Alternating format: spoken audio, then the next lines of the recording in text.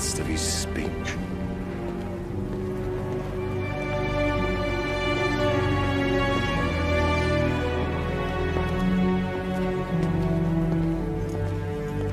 The beacon on the high tower. Do you know what color it glows when Old Town calls its banners to war? Green.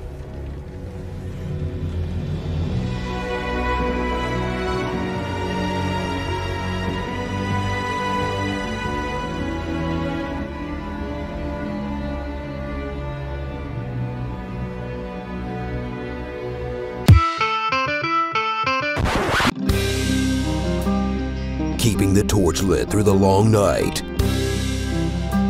It's Game of Microphones. With Lord Sterling, Sir Duncan,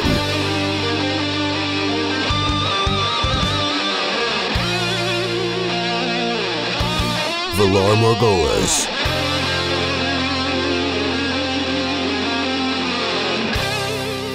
Good morrow, wedding crashers and wedding bashers, and welcome to Game of Microphones. I'm Lord Sterling, Sir Duncan the Fearsome, Westerosi wedding band lead guitarist. That's right, we play all the hits. And I'm Lord Zach, strongest knight in the realm, sent to crack skulls and rescue the princess from the melee. And welcome to episode 125. On this episode, we're covering House of the Dragon Season 1, Episode 5, We Light the Way. And in case you're not already aware, this podcast is from the perspective of someone who's current on the show. That means you've seen all previously aired episodes of Game of Thrones and House of the Dragon. If not, there's still time to be crushed beneath a falling horse, so you don't have to hear these spoilers. Spoiler alert. Spoiler alert. And fear not, friends, if you haven't read Fire and Blood, which covers this period of the Targaryen reign, we will only be discussing events from the Dance of Dragons that have already come to pass on House of the Dragon, and we'll take caution not to spoil drama that is still to come on the show.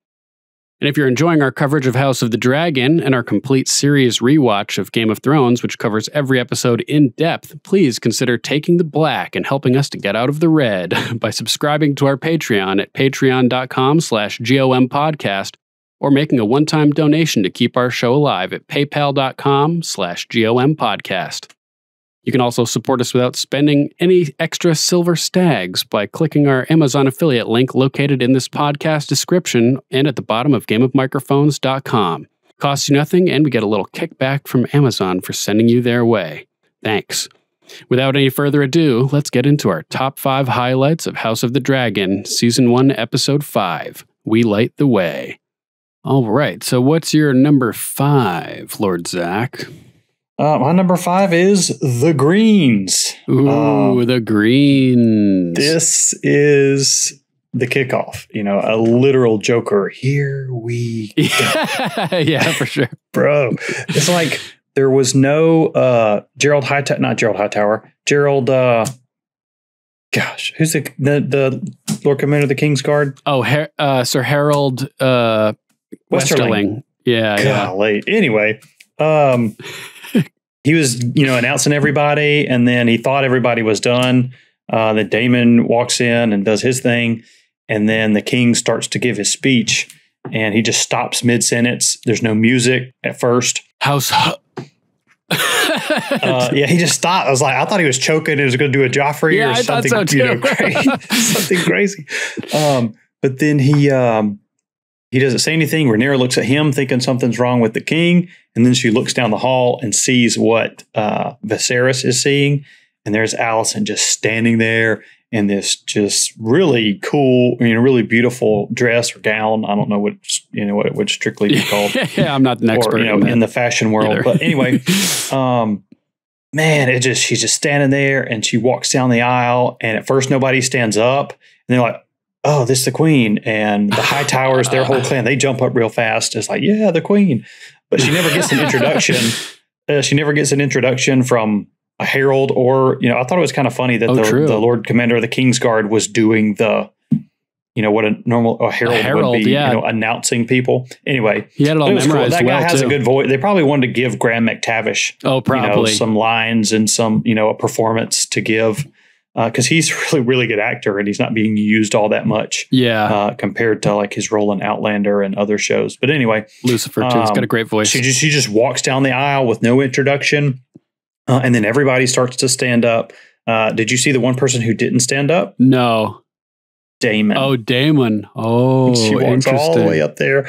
The king, Rhaenyra, everybody else stands up, and Damon doesn't. But just the implications of this, and it was kind of goofy when they had Sir Larys. He's not a sir, I guess. Larys Clubfoot explaining it for the casual viewer, I guess. Oh, do you know what color the Hightower beacon burns? It's like, bro, everybody realizes the significance of the green. I mean, I say that. I'm a yeah, I bet a lot of the casual viewers didn't. and a book reader. So that, I liked it because that's not a book, not a detail that's ever said in the books with the tower glowing green for war. I guess they can add stuff to the flame to make it look different for this occasion or that occasion. So it was a neat detail. But because I already knew the significance of the green dress, it was expository and kind of explaining it to people who may not realize the significance of it. But I mean, that's not a big deal. He may have also been gloating a little bit because it was kind of him that pushed her over the edge, Right, with that information about Rhaenyra. Letting her know that Rhaenyra had lied to her, basically, and everything. So between the conversation that Otto had with Alicent in the beginning, and then the information she learns from Criston Cole, and then what she learns from Larys Clubfoot. I guess I did say that out of order, but anyway, those three things all together push her to embrace her Hightower and basically shun Rhaenyra and non-verbally make her claim for Aegon. There was a fourth thing to add to that list that helps change her mind too, but we'll get into that when I get to my number 4, because that's my number 4 is Alicent's shift. And earlier in the week, I looked up the phrase or the motto, "We light the way." I'm like, is that the Faith of the Seven, or is that the? I couldn't remember, so I looked it up. It's the motto or the house words of House Hightower. We light the way. I was going to ask you too, because I wasn't sure about that. The name of the episode. So I'm like, what are the Hightower? Are they going to make some big power play? And I mean, it is a power play. So they're really referencing that beacon at the top of the tower here, like. Right, and it being green, and then obviously Alicent coming out, if you will, as Team Hightower. And not coming out as much as necessarily, right? Not necessarily as much Team Targaryen as everybody thought she was, even though she's a Targaryen queen. Yeah, big power play, like you said. So that's my number 5. Yep. Anything else you want to add to that? That's all I can think of right now. I'm sure we'll get into it even more as we go along. Absolutely. So my number 5 is the dance that occurs as a metaphor for the combat and the battle that we're about to witness. And nice. That was I saved that for my number 1, but we can just go back and forth. Feel free to jump in. Yeah. Yeah, so it, I started getting excited when it was wedding time and Sir Harold was announcing all the houses. And speaking of the dance, there's all these different players and they're all dancing, and we get the heralding of the houses coming into the wedding, like you were saying. We've got Harold announcing the arrival of House Lannister, and Jason Lannister, who's a player in the game. He was in line to be boo Lannisters. He was in line to be potentially wed to Rhaenyra as well. And it's been revealed that he was assuming that Aegon would be named the heir, and that has knowledge of other lords who have been thinking that as well. So it seems like he may be a player coming up on the side of the Greens, I would imagine. And there's more hints to that when he gets to the table. But, Harold's announcing everybody. He announces the Lord of Hightower, Hobart, as well, Beacon of the South, Defender of the Citadel, Voice of the Old Town. I love how he's going through all the titles and everything as well during this whole thing. Master of Casterly Rock. Master Caster, that was kind of a cool rhyming type of title there. And Lord Jason Lannister arrives up to the table. He congratulates Viserys on making a fine match for the princess, and Rhaenyra butts in and tells him, "Thank you, Lord Jason. I could think of no better man than Sir Laenor." And I was like, "Ooh, subtle burn." Considering backhanded compliment. Yeah, considering he was in the running for the job himself. so it's like, yeah, you were inferior to Sir Laenor. I ended up going. Did you see the look that Jason Lannister had? It was later on in the scene. I think when they were dancing. Yeah, and he looks over at Larys, right? Larys notices Jason Lannister's look. Okay, that's makes more sense. I think it may be when Laenor walks in or when they start dancing, and Jason Lannister has this basically like he lost out in the competition for Rhaenyra, and Larys Cubfoot, he clocked that because he's an observer. I'm gonna see everything and observe. He's gonna make a move for sure. But that was funny, that look that look of defeat and just annoyance by Jason Lannister. I think it was when Rhaenyra and Laenor were shaking hands and like showing their hand holding to the crowd, and everybody starts cheering that, "Oh, here's the bride and the groom," and they're like hamming it up, making a big production out of it and everything. I think it was at that moment, and he was like, "Oh man, that could have been me." Pretty funny. So he's talking about like, wow, he's looking around. If this is only the welcome feast, I can't even imagine what you have planned for the wedding. And I'm thinking foreshadowing, like this is a little bit of meta commentary. Something crazy is going to be happening during the wedding. And it does. And it does. So Viserys is like, well, I wanted this to be a wedding for the histories. And this is when gets pointed out that Queen Alicent is not there.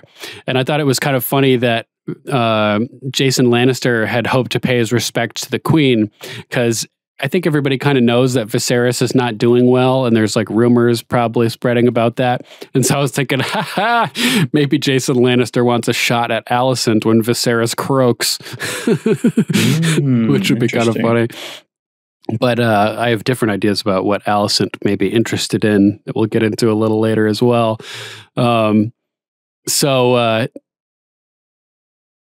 Viserys is like, yeah, I heard she's still readying herself for the celebrations, and Lannister proceeds to shove his foot deep into his mouth again, just like during the hunting trip. And he says, "Oh, this is why men wage war, because women would never be ready for the battle in time." And he's like, ha ha ha, like laughing at his own joke. And I'm thinking, ooh, is this a subtle clue that he's hinting that Rhaenyra won't be ready to handle a war over her succession when Viserys dies? Like a subtle jab at her, like, we're going to be coming for you. We're going to be coming for that throne for Aegon when Viserys dies and there's nobody left to defend you. Are you going to be able to hold your own in the war that's going to happen? Because I know it's coming. That's what I was thinking. But also he laughs. It was kind of a dumb thing to say to a dude who just named a woman to be his heir. You know what I mean? Like, so Lannister's laughing and smiling, like he has no clue that he just jammed his foot in his mouth. And Viserys is like, like feigning laughter. Remember the Dany look? Yeah, that all Targaryens can give. Yeah, that meme. That the reason that they're like doing incest is to preserve that smug grin that they all have. Super smug. So he employs that like grin at that moment, and the princess tosses him another zinger. "Your presence is always such a pleasure, Lord Jason." And she's kind of like rolling her eyes, and he bids them farewell. And next we have another honored guest, Sir Gerald Royce. And oh snap, this is Daemon's dead wife's cousin from the Vale, who we saw at the beginning of the episode. And Viserys is most respectful to him about Lady Rhea's tragic passing on his condolences and saying how sorry he is. Clearly, he has no idea about what really happened, or at least he's putting it off in his mind, because it sort of the seed had been slightly planted by the Valerians when he was at High Tide, the replacement castle of Driftmark built by Corlys Velaryon, as you mentioned, speaking with Daemon at the end of the pilot episode, was it? Or I think it was the end of the second episode. Whatever, it doesn't matter. When Corlys and Daemon get together for the little chat. Yeah. Yeah, I think that's the end of 2. So it was interesting because Sir Gerald Royce is talking. He's praising Lady Rhea, how unique she was, and how her kind will not soon be seen again. And she's mindful of a couple characters. She's got a little bit of Brienne of Tarth. She's got a little bit of Yara Greyjoy. When she came riding up on the horse at the beginning with the armor, I was thinking Yara Greyjoy. Just like, boom, instantly popped into my mind. Big Yara vibes. But then also, what's Jojen's sister's name? Mira Reed. I was also some strong Mira Reed vibes. They sort of look similar, and so yeah, and Mira was a hunter as well.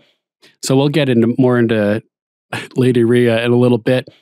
But it's at this moment when Rhaenyra speaks up and she says, if there's anything the crown might do to aid House Royce, and brrr, the drums start rolling before Sir Gerald can ask for Daemon to be investigated and punished. If he had this moment alone with the king here before Daemon showed up, things may have played out differently. I was getting a favor from the king on this, the day of his daughter's wedding type vibe. As you know, I am obligated to grant one favor on this, the day of my daughter's wedding. Accept this justice as a gift on my daughter's wedding day. Yeah, definitely. And it wasn't right, but when Royce walked up there, he kind of cut the line in front of the high towers, I think. Oh, really? So they didn't even get introduced. I mean, I assume they got introduced, but they didn't get to walk up to the king like the Lannisters did, do their bow, give their little speech, their little small talk speech, and then go sit down. Royce kind of jumped ahead of them in line. Classic. They said their little piece, and then they all got interrupted. And this is when the Valerians walk in, who are sort of the guest of honor. Yeah, the family everybody kind of runs to their seats. When the Valerians had this epic, I want to see a supercut of slow-mo. The Valerians walking in. Yeah, slow-mo with some John Woo doves. Lord Corlys of House Velaryon, Lord of the Tides, Master of Driftmark, and his lady wife, Princess Rhaenys Targaryen, and their son and heir, Selena Velaryon. Yeah, something like that. Oh man! Speaking of their epic entry, we get to see some shots of the throne room here, looking upwards in directions we don't normally see, and you can see the huge statues that are attached to the columns. And they've got this cool thing hanging over the high table where the king and queen and Rhaenyra are all going to be seated. It's like big, huge feathers sticking out in all directions or something. It looks really cool. Very nice interior decoration. Yeah, almost look like feathers, that big kind of thing. Yeah. Over the top of them. Yeah, it was pretty sweet. What it was made out of. Maybe I've got to try to find a close-up of it or something to analyze it further. But yeah, like you said, that's a big moment. Everybody stands and applauds as they're entering, and everybody at this whole event looks great. All the clothing is like regal and flashy and classy, and the decorations are great, and everybody just looks awesome. The knights, the Kingsguard and their armor. I noticed that Sir Criston wasn't wearing his Magneto helmet for some reason. All the others seemed to be. Neither was Gerald Westerling. But then I think he was in the background of a few of the shots, a few of the Kingsguard did have their helmets on. So that's the difference between background performers and your main actors. Yeah, I guess so. Because there was a shot where it became really clear to me where Sir Criston is in the foreground, and like right behind him, there's another Kingsguard, and he's got the helmet on. And I was like, oh, this is kind of weird. They're not matching. They want to see Fabian Frankel's beautiful face. Is he Italian?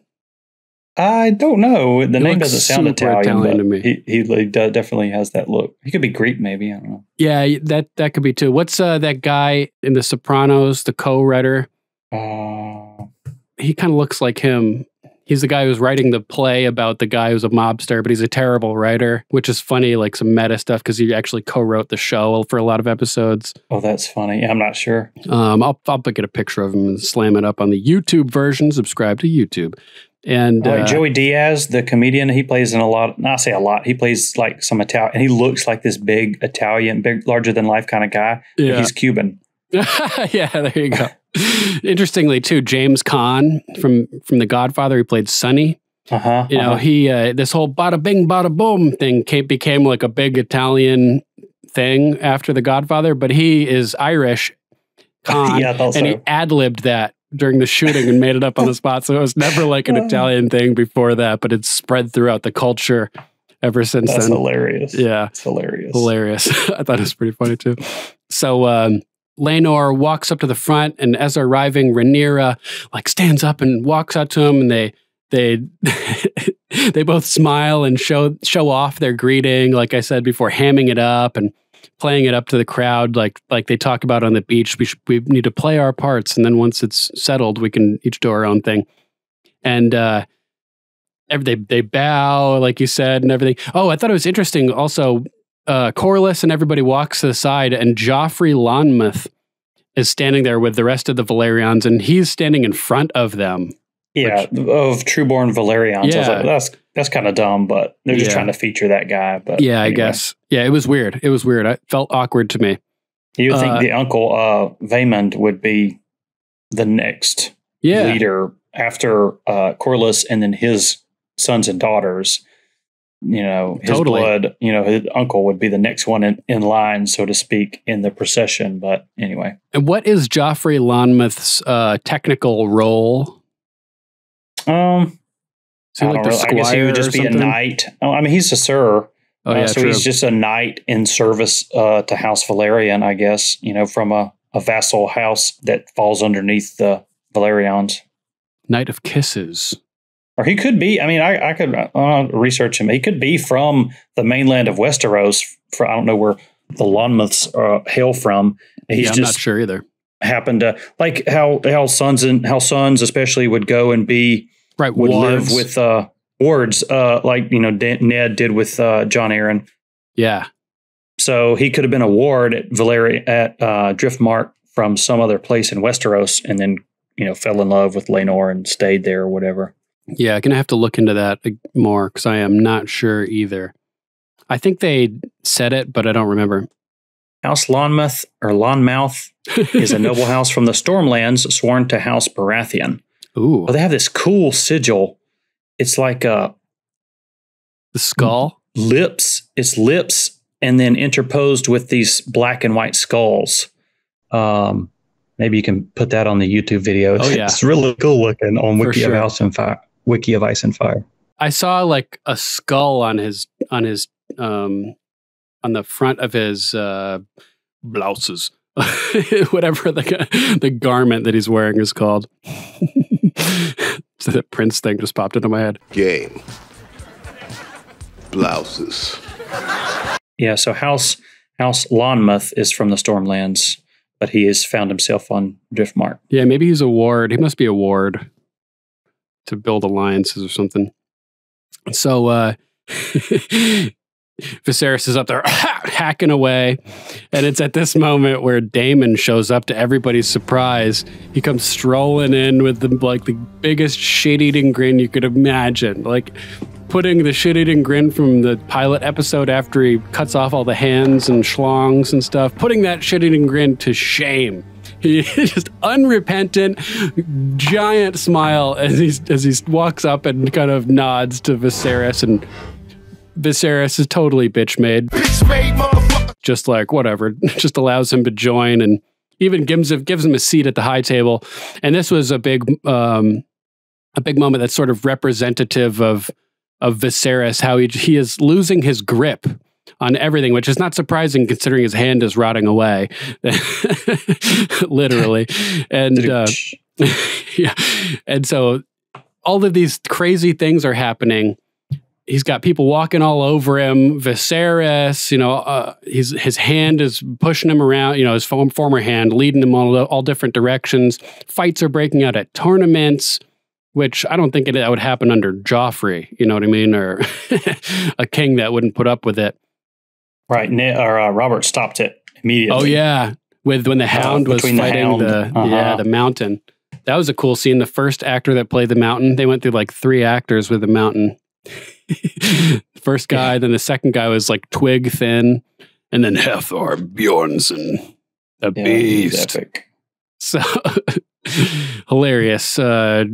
Damon goes and sits down, and it's at this point when Damon, sorry to cut you off. Oh, go ahead. Damon, again, he doesn't say a word. Right. At the very beginning of the episode, nothing. Doesn't say a word. That whole sequence on the stepstones, he doesn't. So Matt Smith does the most when he says the least. Yeah, that's so awesome. And he's not. I mean, he's a really good actor. You know, basically, people say about Keanu Reeves, he's great when he's not talking, and then when he talks, it's like, no, this is just not as good. And I agree with that. But he's pretty good in the John Wick movies, I think. Fantastic. But that's a does his own driving role. Stunts too. He's like a really, really good driver. But anyway, Matt Smith can obviously deliver lines and act non-verbally like this. But for the character Damon, when he's not saying anything, I think he's the most dangerous. Yeah, I think so too. I 100% agree. Man. But sorry, I just wanted to note that he walks up. He doesn't say, "Oh, I beg your leave, King Viserys, he to doesn't beg for forgiveness. May I join? Have a seat at the high table? Am I welcome back in King's Landing since you banished me for the second time that we know of?" He just walks in, kind of looks, has that grin, and then Viserys does the nod and say, "Hey, yeah, bring a chair. Bring him a goblet of wine. You know, make him a plate. Let's go." He's like, "I can't stay mad at you." He just melts with that Damon smile. just walks in, doesn't say anything, and earns his spot at the high table without doing anything. Beautiful. I was a little bit skeptical when the casting announcement came down with Matt Smith, and we got the first promo photographs, but. I had met Matt Smith at a couple conventions where I was working, and he was a really cool guy. So I was like, all right, I'll wait and give it a shot before I make any judgments. And I think he's nailing it. Like, I think he's doing such an awesome job. He's captivating when he's on screen. What is it? Well, actually, I'll wait to say that because that's part of my number 2. Okay. So this is the point where he takes a seat, and Viserys stays standing to begin his speech. And like you mentioned, it's partway through his speech when he starts saying House Valerian. He gets cut off right at the beginning of House, and everybody goes silent. And eventually everybody looks at the door, and Alicent is walking in wearing the green. And it was set to music that mirrors, it was like an alternate version of the song The Light of the Seven, which played leading up to the explosion of the great Sept of Baelor. At that crazy moment where the wildfire goes off and Cersei plans the goosebumps thinking about it. Marjorie goes up in flames. Loras goes up in flames. So many people go up in flames. Sparrow. Yeah, the High Sparrow. Kevin Lannister. Oh, Kevin Lannister too? I'm pretty sure. Oh, wow. Yeah, so crazy green dress, green flames with a wildfire, and like similar music that I'm going to overlay them together, and you'll see how they complement each other. And the Age of Dragons, with House Targaryen and. All right, you guys ready to have your minds blown? So here's the song that plays as Alicent walks down the aisle in her green dress by itself, in the left speaker.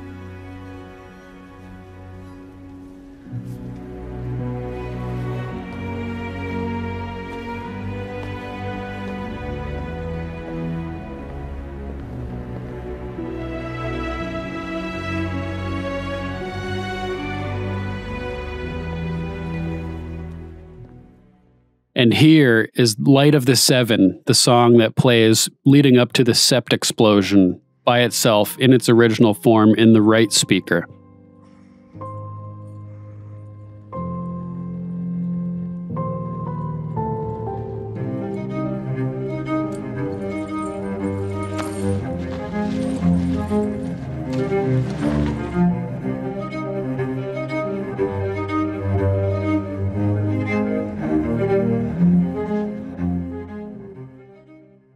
And here they are together, as is, mixed, one in the left, one in the right.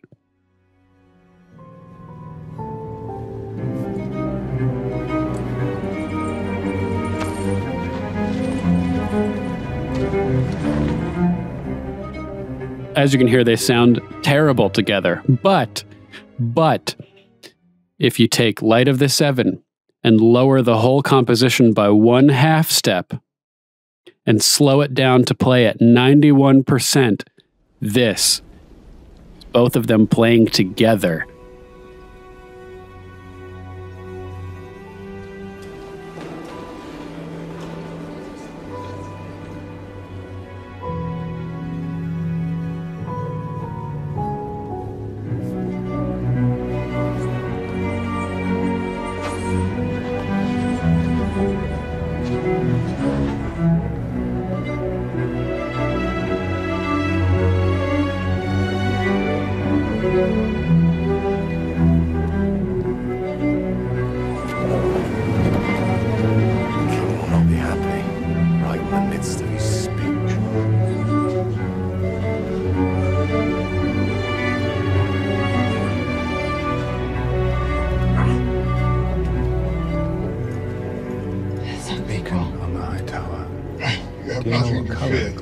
Even transitions to different sections within the song and dialogue are cut in similar places. Not here. Why do you think they are not here? If the accused is not here, she will be tried regardless.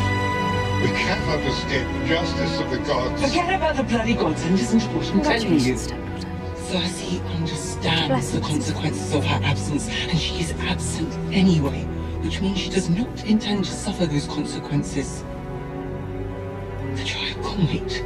We all need to leave. Please be seated.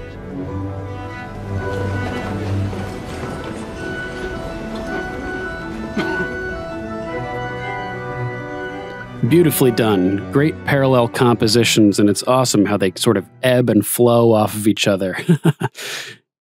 Not to mention these similar backlit shots from behind of both Alicent and Cersei in their dresses that give off the same kind of eerie vibe.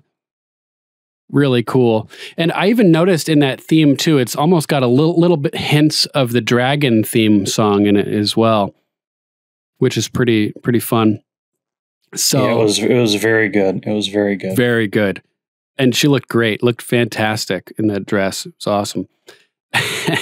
And it was interesting, you know, she's walking in and somebody's like, the king will not be happy, right in the midst of his speech. And the way that she interrupted his speech sort of hinted to me that she might attempt to interrupt the succession and his will in the future. Just the way, cutting off what he's trying to do and preventing him from completing what he's up to. I think that may be a little bit of foreshadowing for her interfering with his plans for Rhaenyra in the future. And as we learned, the beacon of Hightower glows green when Old Town calls its banners to war. And all of the Hightower crew is also dressed in green as she walks past. And so this is not like, this is a moment where everybody in this room sees the color that she's wearing and they're like, oh, she's been wearing red and black this whole time since she's been married. Every time we've seen her and hanging out in the Godswood with Rhaenyra, at their laughing party with Daemon, joking about the the tapestries, off at the hunt, she's been wearing black and red, black and red, black and red, embracing the Targaryen identity and sort of subsuming herself into the house of the Targaryens, letting Rhaenyra maintain her position, and she's just kind of fitting in and not making waves and blending in. She's like joining in. She's on Team Targaryen, whatever the cost, because whatever Viserys says goes, basically, you know. And so when she departs from wearing those colors and starts wearing green, it's like, oh man, her allegiances have changed. And she's now thinking of her kids and their future, and Hightower's legacy, instead of necessarily just going along with what the king wants. So that was pretty intense. She shows up and she's, congratulations, stepdaughter. She says to the princess, like, yeah, ice cold, very formal. Oh man, when Alicent calls Rhaenyra stepdaughter, it's like, it's so terse and short, but what stepdaughter does that normally, they would probably call her princess or sister or friend, But calling her stepdaughter instead of princess just makes her, that is all she is to Alicent because of her relationship to Viserys, the king, and Alicent's husband. But if she calls her princess, or Princess of Dragonstone, then, that's basically acknowledging her heirdom to the throne. But she says, whatever she said, congratulations, stepdaughter. This is such a great day for you, or something to that effect. So calling her stepdaughter is an insult, and it basically takes away the validity to her claim in that moment, if all that makes sense. Right, right. And by calling her stepdaughter, she's also sort of presenting herself as an authority figure over Rhaenyra at that point. Wow. What a blessing this is for you. She sits down. That's it. Yeah. That's all she says. All she says. And Viserys is like, he's falling apart. He's rotting from the inside out, and he totally lost his spot where he was in the speech. So he has to be reminded by Lionel, which is not a good sign. He's slipping mentally as well as physically at this point. And so he continues his speech about uniting the houses and how he's going to be heralding in a second age of dragons in Westeros. And everybody's cheering. But at the same time, people have to be like nervous about that. Because did you notice who wasn't clapping when he said second age of dragons in Westeros? Who? Hobart Hightower. Oh, yeah, that's understandable. And not clapping. Yeah, and he says some stuff coming up here that has some deeper meanings as well. But yeah, that like Alt Shift X said, like, the Field of Fire wasn't too long ago at this point. Aegon's conquest was only like 110 years before, 113 years before ish at this point. So people's grandfathers who were in this room were probably roasted to death at the Field of Fire. And the memory of the pain that it brought their houses is still fresh in their minds. So, I'm sure that nobody's too excited about the continued presence of dragons. Remember we were talking before about how there's like this chessboard that's being played and everybody's maneuvering on the chessboard. But as soon as a dragon rider shows up, it's like all the other pieces are insignificant. The power of your house is insignificant next to the power of the dragons. and so that was quite the ominous statement of a continued second age of dragons.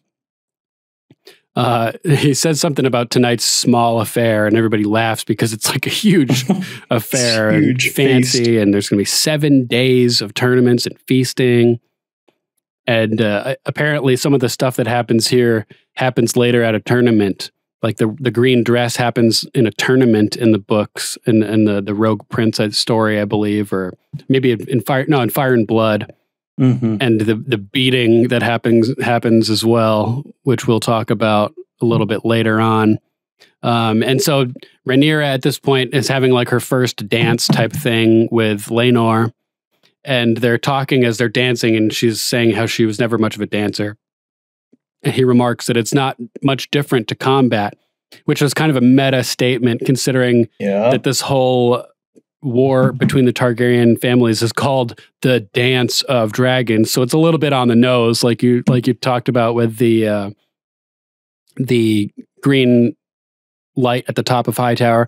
But also it works because a lot of people haven't read the books and aren't familiar with all this terminology and exterior lore, things that haven't necessarily been mentioned, although they probably did mention the Dance of Dragons. I seem to remember a conversation with little Shireen Baratheon and talking with Sir Davos, right, about the Dance of Dragons. And he's like, well, why do they call it a dance? She's like, that's not really a dance. That's a word to describe the war between the family. When Davos was trying to learn to read, he's confused about if it was a war, why'd they call it a dance? Yeah, it's so funny. So here we get another mention of dancing referring to combat, which is foreboding, to say the least. This is all going to go to hell. But for now, for the moment, everything's going well and everybody's happy and laughing and dancing and everything's good. And it's at this point where Hobart Hightower is interacting with his niece, the Queen. Your Grace. And she thanks him for coming. And he remarks that he was worried that after her father left and she was left outside of his shadow, that she might wither in the sun of King's Landing. But she stood tall. And he says, know that Old Town stands with you. And that's a big statement, because it was he who had given Otto Hightower the mission of sending Alicent in there, probably to the king's chambers, and maybe not that specifically, but getting her in a position to influence the king and working to make Aegon the heir. So when she came out wearing that green dress, it was like a signal to him that she's taking on the mission that Otto had been carrying out beforehand, and she's inheriting it. And instead of turning away and shrinking away from the task, like he says, she's standing tall. She's stepping up to the plate, and she's going to be continuing her father's mission and his mission, Hobart's mission, that he had assigned him to integrate themselves into the royal line and sort of usurp it by blood from Rhaenyra, effectively. So that was a big moment. And she's, the wedding is not even over, and she's already she's not really like making an alliance because it's her family, but she's getting the vows of obeisance from people. Old Town stands with you. That means like, I got your back. Just like all those families had come and sworn their fealty to Rhaenyra when she was announced to be heir. I'm foreseeing people are going to start giving her subtle messages like this. And Hobart, her uncle, is the first of them. So that was an exciting moment. And it's now that we get Sir Gerald Royce approaching the high table yet again, now that Daemon is back. And this dude, he comes from, the family of the Bronze bitch. They call the Royces bronze because of the ancient armor that they have from the days of the first men that is supposed to serve as like a ward against danger in battle and protect them. Although it's not always very effective, but they're always referred to as bronze. Bronze Jan Royce was one of them from the time of Game of Thrones, from that time period. And I think, and so this, instead of brass balls, this guy's got bronze balls. He steps up to the table to accuse Prince Daemon of murder in front of the king. And he straight up says he's making an accusation. But it starts off somewhat subtly. In the Vale, men are made to answer for their crimes, even Targaryens. And Daemon's response, hilarious. So belittling. And he's just like, who are you? Who are you again? Gives him the Thanos treatment. Yeah. I don't even know who you are. In the Vale, men are made to answer for their crimes. Even Targaryens. Who are you? Hilarious response. Sir Gerald Royce of Runestone. And what are you doing here?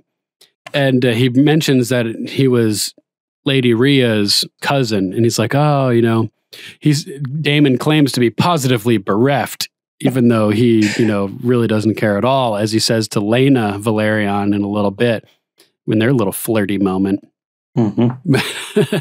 But he's like, you know better than anyone. It was no accident. And Daemon flips it on him like, oh, are you confessing some guilt, Sir Gerald? He's like, no, I am making an accusation.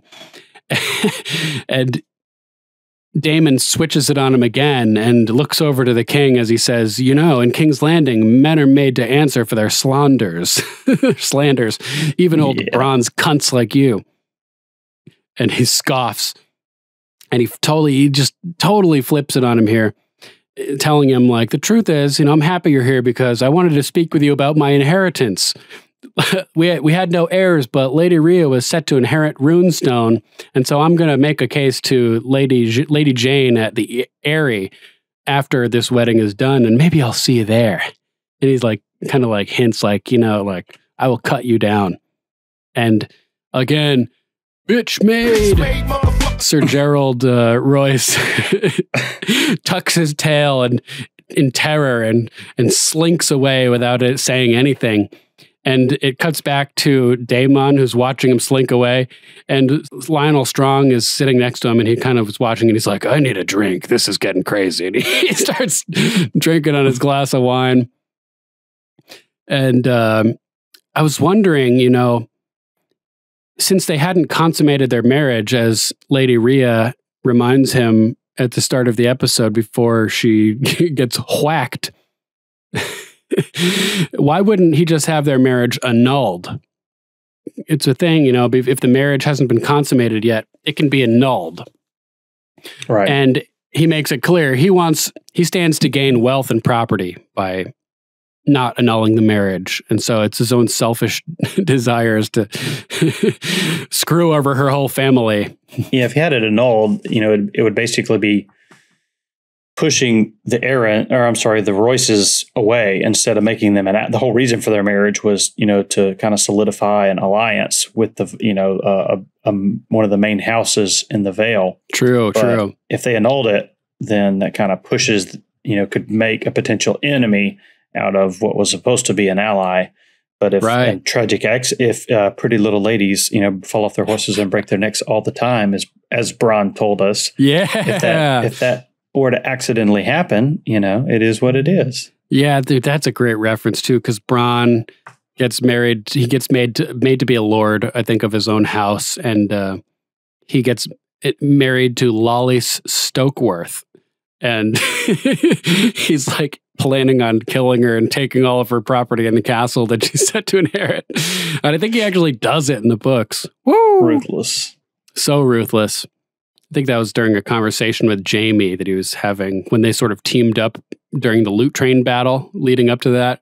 Yeah, because Jaime arrives out of nowhere while he's like having a picnic with Lollis, and he like shoos her away so the men can talk, basically. And he's like, yeah, I'm planning on killing her anyway. I think that's before they sail to Dorne. Yeah. Oh, yeah. That's right. It's when they go on that little secret mission down to Dorne to get to try to assassinate the daughter. Oh, to recover Myrcella. Yeah. And they end up do they kill the boy? Something happens. The Martell boy that she's Jaime's taken captive, I think, right? Surrounded by Whip Girl and Spear Girl. Yeah, and Bronn is too, and he kind of gets seduced in the jail cell. Crazy clip. That's funny. She drugs him and the truth serum or something. Yeah, so Viserys, you know, so Lionel Strong's like, oh, this is getting real. I need a drink. And he starts like chugging on his wine. And Viserys is kind of sitting there like, huh. And he looks over at Daemon and kind of looks back. And I could read his mind. He was looking at Daemon like, he wouldn't really have killed his wife, would he? Oh, yes, he would have. Like, this is totally a possibility. And it's at, you know, everybody's dancing at this point. And it's about now when Daemon approaches Laena Velaryon, who he starts hitting on. It was crazy. It's kind of like an insult slash come on, right? When the first line, has anybody ever told you you're nearly as pretty as your brother? Like hinting that he knows his brother's gay, I think. Right. And it's another silver-haired maiden. Yeah, true. Maybe, I was going to say maybe she was the one all along, but she was like 4 last time we saw her. She was really young. So that'd be pretty rugged. In episode 2, she was 12. Yeah. Even below Daemon, I think. We've had several time jumps. Yeah. Just real quick, speaking of time jumps. So between Sir Otto Hightower leaving this episode and before Kristen Cole comes in to talk with Alicent, Alicent is holding the baby. Mm. I'm pretty certain that's the same baby as it was last episode. So I think basically no time or very little time has passed since episode 4 and episode 5, because Otto's not going to hang around King's Landing for like 2 months or 4 months or 6 months or a year after he gets fired. Yeah, for sure. So he jumps on his horse and is leaving, headed out for Old Town. So I'm thinking this is maybe the next day, or within probably a week, I would guess. Yeah, I would agree with that. The little baby hasn't aged, and they don't say, "Oh, baby number." They don't say that that's the third baby or anything like that. Right, it's the second one. So I'm thinking that 4 and 5 kind of are pretty close in time. Yeah, because they closest last episode, Viserys and Rhaenyra agree on her marrying Laenor, and then this episode at the beginning, they're sailing to Driftmark to, forge that alliance and get it done officially, between Corlys and Viserys. Yep. So anyway, people were trying to figure out the time jumps in between each episode, and I don't think there is any of time jump or very much of one at all. Yeah, not enough to really count as a time jump, I would say. There's just enough time for them to go to Driftmark and back, which is close by, for Daemon to hop on Caraxes and fly just outside the Vale so he could creep in with his hood like the Hound and Sansa when the Hound saves her from King's Landing and spirits her away to the Vale to live under the protection of her Aunt Lysa. Or there's that moment there. Baelish is the one that spirits her away. Oh. I mean, the Hound gets her out of in the Battle of Blackwater, but they don't go anywhere. Where does the Hound take her? Yeah, I'm confusing stuff. Sansa's wearing a hood, though, right? And then she takes off the hood and shows her red hair.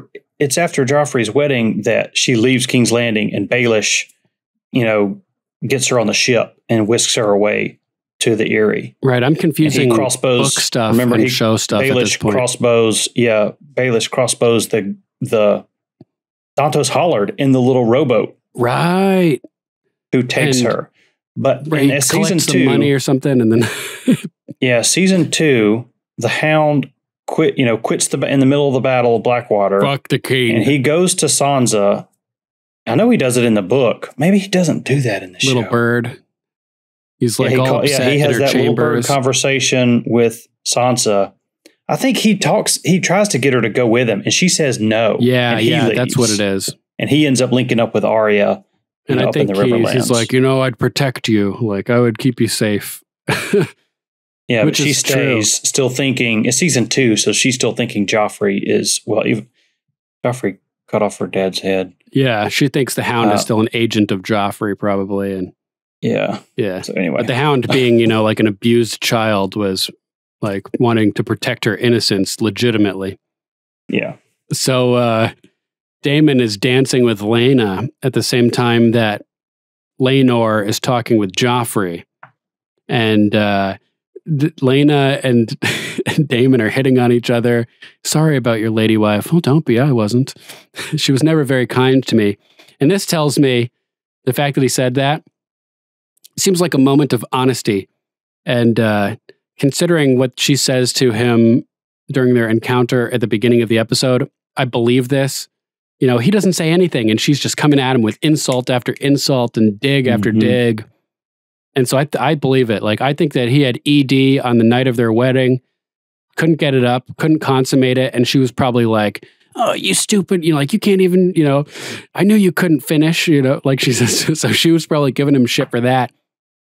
I'm wondering if that night was like a trigger that totally changed the trajectory of Daemon's life and turned him into this crazed man, because it being belittled by somebody that's supposed to be protective of you and that you're being intimate with, that's close like that, it could have resulted in him overcompensating for his lack of sexual stamina or capabilities with all these other crazy things that he's doing, being a showman in other ways as like a method of extreme overcompensation. And so I believe him. It seems like she wasn't very nice to him. And she signed her own death warrant, basically, and screwed over a lot of people by making Daemon into either making him into a madman or pushing him further into madness as a result of the frustration that came from that wedding night and the failure to consummate. So simultaneously, Joffrey has figured out that Sir Criston is the paramour of Princess Rhaenyra, and he's telling Laenor. And it's really he's talking about oh, I know who it is. It's Sir Criston Cole, and look at him. He's fully cunt struck, which is a funny line. And then it cuts back to Laena and Daemon, and she's hitting on him now, ooh, a Targaryen prince, a dashing knight, and a dragon rider. You appear to be every young maiden's dream. And another moment of truth from Daemon where he says, that's only because you don't know me yet. Yeah. Which was funny. She doesn't know he's a scoundrel yet. And it's at this point where Laenor is telling Joffrey. Joffrey's getting a little bit vocal about the situation. He's like, I believe Sir Criston has bloodied that white cloak of his with your bride's maidenhead. Another reference to sullying the cloak. And Laenor knows that he's like overstepping and saying things too loudly that he shouldn't be. And he's like, dude, keep your voice down. Like, what are you doing? You know, you're going to blow this whole situation up, which he does. And so cuts back to Laena and Daemon. And she's like, oh, perhaps we might remedy that. The fact that I don't know you very well. And he's like, perhaps. And they're hitting on each other. And Joffrey, it becomes clear here that Joffrey is planning on using the situation with Sir Criston as leverage. He says, this is a good thing to Laenor. She knows your secret and now you know hers. So if he's looking at it from like a position of power thing, it's not good enough for them just to have the deal. He needs the leverage to make sure that they can keep their control over their secret relationship, it seems. And he goes over to Sir Criston and starts whispering in his ear. They make a handsome match, don't they? What? And Criston's like, what the fuck are you? What are you talking about?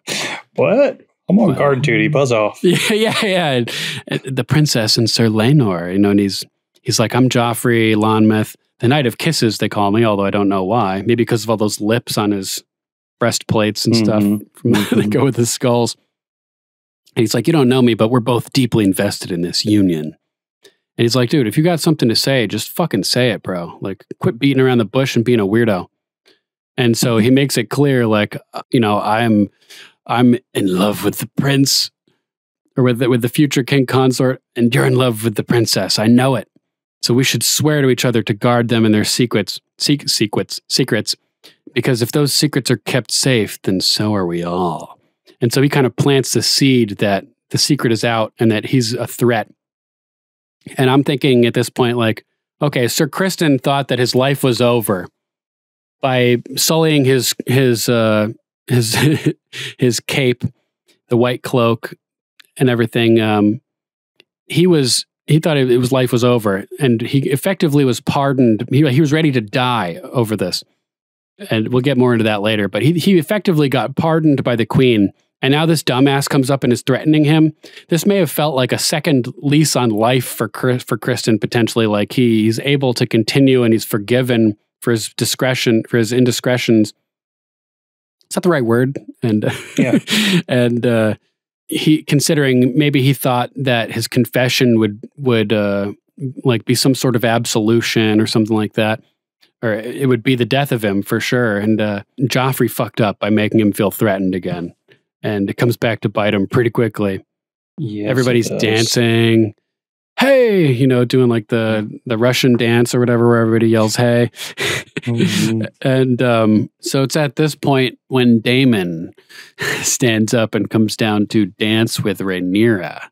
And things are about to get spicy when those two are together. It's like flint and steel. Boom. And right off the bat, he's like, is this what you want? In High Valyrian. And she apparently never got an explanation for why he left her in the whorehouse, because she's like, you know, I was not aware that anything I wanted mattered to you. Little did she know that he wanted nothing more than to be with her there in the whorehouse, but, you know, was unable to fulfill his own desires. Couldn't follow through with what he started. Couldn't finish, like Lady Ray said. Pretty brutal.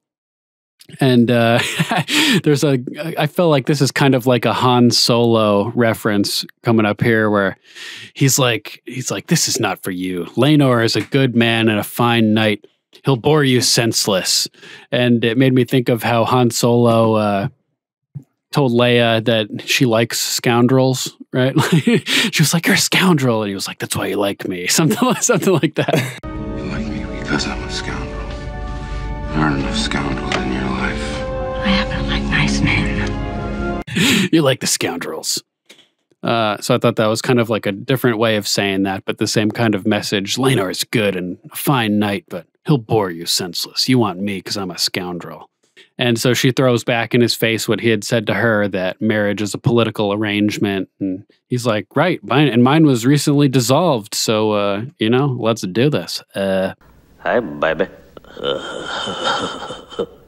And and so this is one of the coolest parts. She's like, so then take me. Has this not been your purpose? I am not yet married, but the hours pass swiftly. Surely you're armed. Cut through my father's Kingsguard. Take me to Dragonstone and make me your wife. And I was like, do it. Do it. Because I want some action. Crazy, man. She's really tempting him, I think, here. And he like grabs her by the face, and Viserys watches in horror as he like almost kisses her and like cradling her face erotically. And right there in front of everybody. After the rumors had been spread.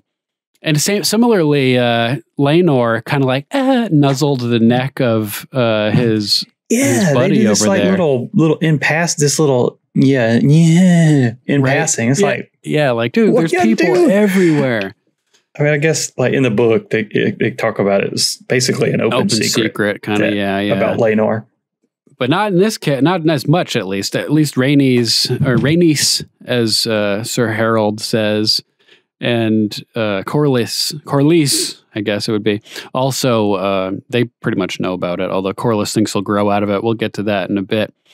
And so it's right at this moment where he's cradling her face and that somebody screams and the camera angle changes and we can't tell what's happening. And I'm like, oh my God, he's doing it. He's going to cut down the Kingsguard and whisk her away.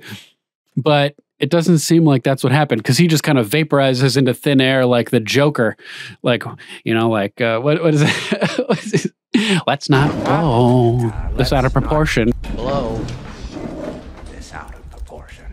Right, and then he kicks the door and just disappears backwards, walking through the door. It was like Daemon just disappeared and he was gone, and then we everybody's going crazy. People are getting tossed around. Rhaenyra's getting pushed to the ground. Laenor tries to tackle Sir Criston, and he gets punched in the face by Criston and knocked over and thrown on a table by somebody else. Yeah, could you tell who that was? It looked like they were wearing a red, like, waistcoat or something. Yeah, the second person who kind of pushes Laenor on the table. I'll have to go frame by frame. It's probably just some random, brawler who's like, all right, yeah, let's go. It's just some people when they get into a situation like that, they're just those brawler kind of mentality people, and they're like, yeah, let's go. It's like they just start fighting anybody who's around. Yeah, it was crazy though that Laenor and Rhaenyra, the two like main attractions of the evening, are being tossed around in this kind of fashion. And we get an interesting moment with Lionel Strong, the new hand of the king. And he signals his son Harwin Breakbones, the other strongest man in Westeros, next to Lord Zack. And he kind of like goes over and scoops her up, and he's just like pushing people out of the way. She's like, "Put me down!" Struggling. Pretty funny. But there are a couple things in this episode that make me think like, what is he really up to? Not Harwin, but Lionel, the hand of the king. He's too perfect. He's too honest. He's too straightforward. It can't be real. I feel like he's doing and saying one thing to Viserys, and then he's like meeting with his boys in the background and like, you do this and you do this, and you side with Rhaenyra and you side with Alicent and turn them against each other because chaos is a ladder, and if we can create chaos, then we'll rise, and we'll, I don't know. I'm just, making stuff up basically, but I'm wondering what the hell is going on here. And so he takes Rhaenyra out of there, and then we get to see what's going on with Criston Cole as he's pummeling on Joffrey, and Joffrey pulls out a knife and tries to stab him, but no dice. And then with his metal gauntlet, he just pummels down on him. And like Edward Norton in Fight Club, I just felt like destroying something beautiful when he completely smashes Jared Leto's face. Hilarious. And just pummels Joffrey into ground hamburger meat. And his eyeballs popped out and missing, and there's just like a big cavity, and he ruins him. And they show it just for a split second, but it's like, whoa, man. Next level They must have used like ballistics gelatin or something, maybe even real meat, and like made a prosthetic of his face or something. And mashed hamburger meat. Yeah, pretty hardcore. And then he gets up and goes outside. They kind of just ends at that scene and sort of transitions into the actual wedding, right? Isn't that kind of what happens? Mm-hmm. Mm-hmm. And it is intercut that a little bit with Kristen Cole. Yeah. Walking up to the Godswood. Yeah. Sorry, I didn't mean to cut it up. But before we transition away from this scene, you sent me that meme, or you posted the meme in our little group chat that we've got going, comparing Viserys watching Daemon and Rhaenyra like almost kissing, and he's like, oh, grilling him, compared to the way Drogon was watching when Jon Snow and Daenerys were kissing up in the snow. And Drogon was just like, as Jon like kissing her and like kind of like looks as he's kissing her. Hilarious. That's the dragon look. Yeah, side by side. Those were a perfect match. Protective dragon.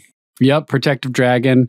And Viserys was all mad. And yeah, you were saying that it cuts between these two scenes now? Yeah, Kristen Cole has taken his breastplate off and the white cloak off, and he's walking up to the weirwood tree. And just earlier in the episode, it has shown the sap or the blood that kind of runs down the eyes of the face in the tree. So right there in front of all the old gods and everything, and he's ready to what's the Japanese word for seppuku? Seppuku. Yeah. Where, you've seen it, where Ronin have disgraced their master, or Ronins don't have a master, but a samurai who has, lost or, disgraced, his master or whatever the situation may be, basically it's over. And that's the honor in their culture. I believe it's the honorable thing to do. Is Japanese officers would do this in World War II. To prevent being captured in different situations. And I think they just stab themselves in the stomach or maybe in a certain organ. And, that's it. Yeah, I think there's you're even ranked on how badass you are about it. Because if you can jam it back and forth and zigzag across your stomach, you're legendary. And apparently, I heard that somewhere. I think it's potentially accurate. Possible. Sounds like a Quentin Tarantino thing. Yeah, for sure. Yeah, pretty he comes gnarly. to the point of it, and he's really about to do it. And then who shows up in the Godswood but the Queen? So I think it's pretty obvious what's going to happen. I mean, not necessarily how it's how does Kristen Cole, how is he not arrested? Or how is he not tried? Or at the very least, admonished for... He literally just killed a guy with his bare hands right there in the middle of the feast. So I guess they're going to kind of craft some kind of narrative about, protecting the peace, protecting the princess or something, because, a dead man tells no tales. So Joffrey doesn't get to tell his side of things. So but Laenor would freak out, right? You'd think. That's true. They're married now. So yeah, I don't really know how they're going to do this to where Alicent and Kristen Cole, continue their alliance. And for him to be an effective ally, he has to still be a Knight of the Kingsguard. So unless he's not, and then he just becomes a random sworn shield. But I can't remember exactly how the story plays out, but really interested to see find out what they say about theories. If next week he's just reinstated with his white cloak and they don't say anything about it. I'm going to be kind of wondering but how? But anyway, I mean, he literally he beat this guy to death. Sausage. In what seems like almost a random attack to an outsider. We know the conversations that they had. Right. Maybe he comes up with some excuse like he touched my butt, or I mean, surely he's going to say, he was trying to do something to the princess and Kristen jealous Cole of intervened. Laenor and of Rhaenyra. Yeah, maybe. Yeah, maybe. I was wondering what started the scrum, or did he just take advantage of the chaos? Because we didn't really see exactly what started it. Maybe he saw Daemon and Rhaenyra about to be kissing, and he's just like, I'm going after Joffrey. I don't know. Yeah, maybe. Yeah, I don't know. Didn't seem like he was looking at Rhaenyra at all, though. So that seems unlikely. Right. Yeah, I think because of their conversation and everything else that had gone on with Criston Cole in this episode, he was at his wit's end. He wanted to run away with Rhaenyra and for them to have true love, but Rhaenyra wasn't going to have it. So, and then he confessed to Alicent and was expecting death. Yeah, I got some questions about that too. She just said, "Mm-hmm." Alicent just said, "You may leave." He's like, "Oh, what now?" Yeah, I could just leave. What is happening right now? So pretty crazy. And then there's this tearful wedding, and right there in the hall, right after the fact, and most sad, pathetic wedding of all time. It was, I mean, versus what the Lannisters and Viserys had talked about. This, is the princess's wedding. It's going to be something totally epic, and it turned out to be total opposite, totally off the cuff, and basically a shotgun wedding almost. Put on just like, hey, grab the High Septon and get over here. And they do, they do a quick little ceremony, and then what happens to Viserys at the end? Just collapses. He just collapses, right? And what happens to his crown? It rolls right off his head.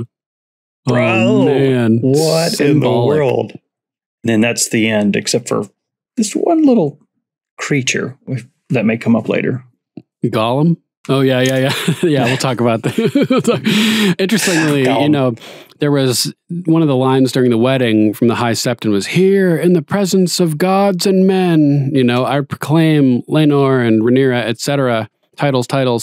But it was like there was two different kind of unions taking place in the sites of different gods in that scene, because we had this scene in the wedding taking place, but it was intercut with this scene in the Godswood. And so within the site of the old gods, Alicent showed up and saved Criston Cole and prevented him from killing himself. So it's like there's things that different gods are seeing, and it was just kind of a cool parallel. If Criston Cole teams up with Alicent, which seems likely, then it was like two different unions were happening at that moment. Definitely.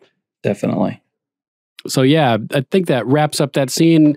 The dance and the wedding scene, we got all these different players arriving and maneuvering and literally dancing and sort of all representing the combat and the war that's going to be happening, and how everybody's kind of got their own ambitions, and nothing, it's going to be really unpredictable and chaotic and just lots of pieces moving around. And I thought that the dance symbolized that pretty well.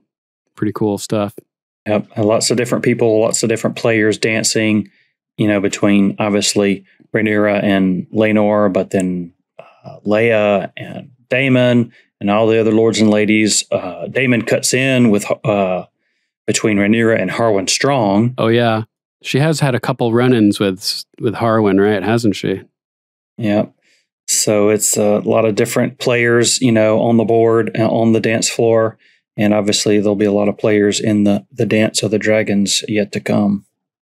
Definitely. And the dance sort of begins at this scene leading up to the wedding, where she comes out in the green dress, and it's like that that's when the factions seem to start forming. Yep. Good stuff. Excellent. The dance. So what do you have for your number 4?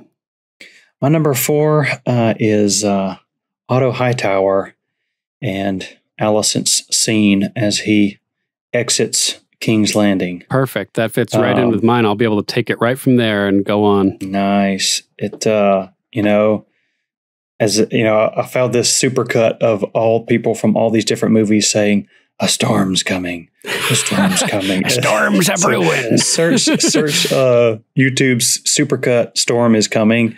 And the one I was thinking of is when in The Dark Knight Rises, when Anne Hathaway is dancing with Bruce Wayne, and she says, "Mr. Wayne, there's a storm coming."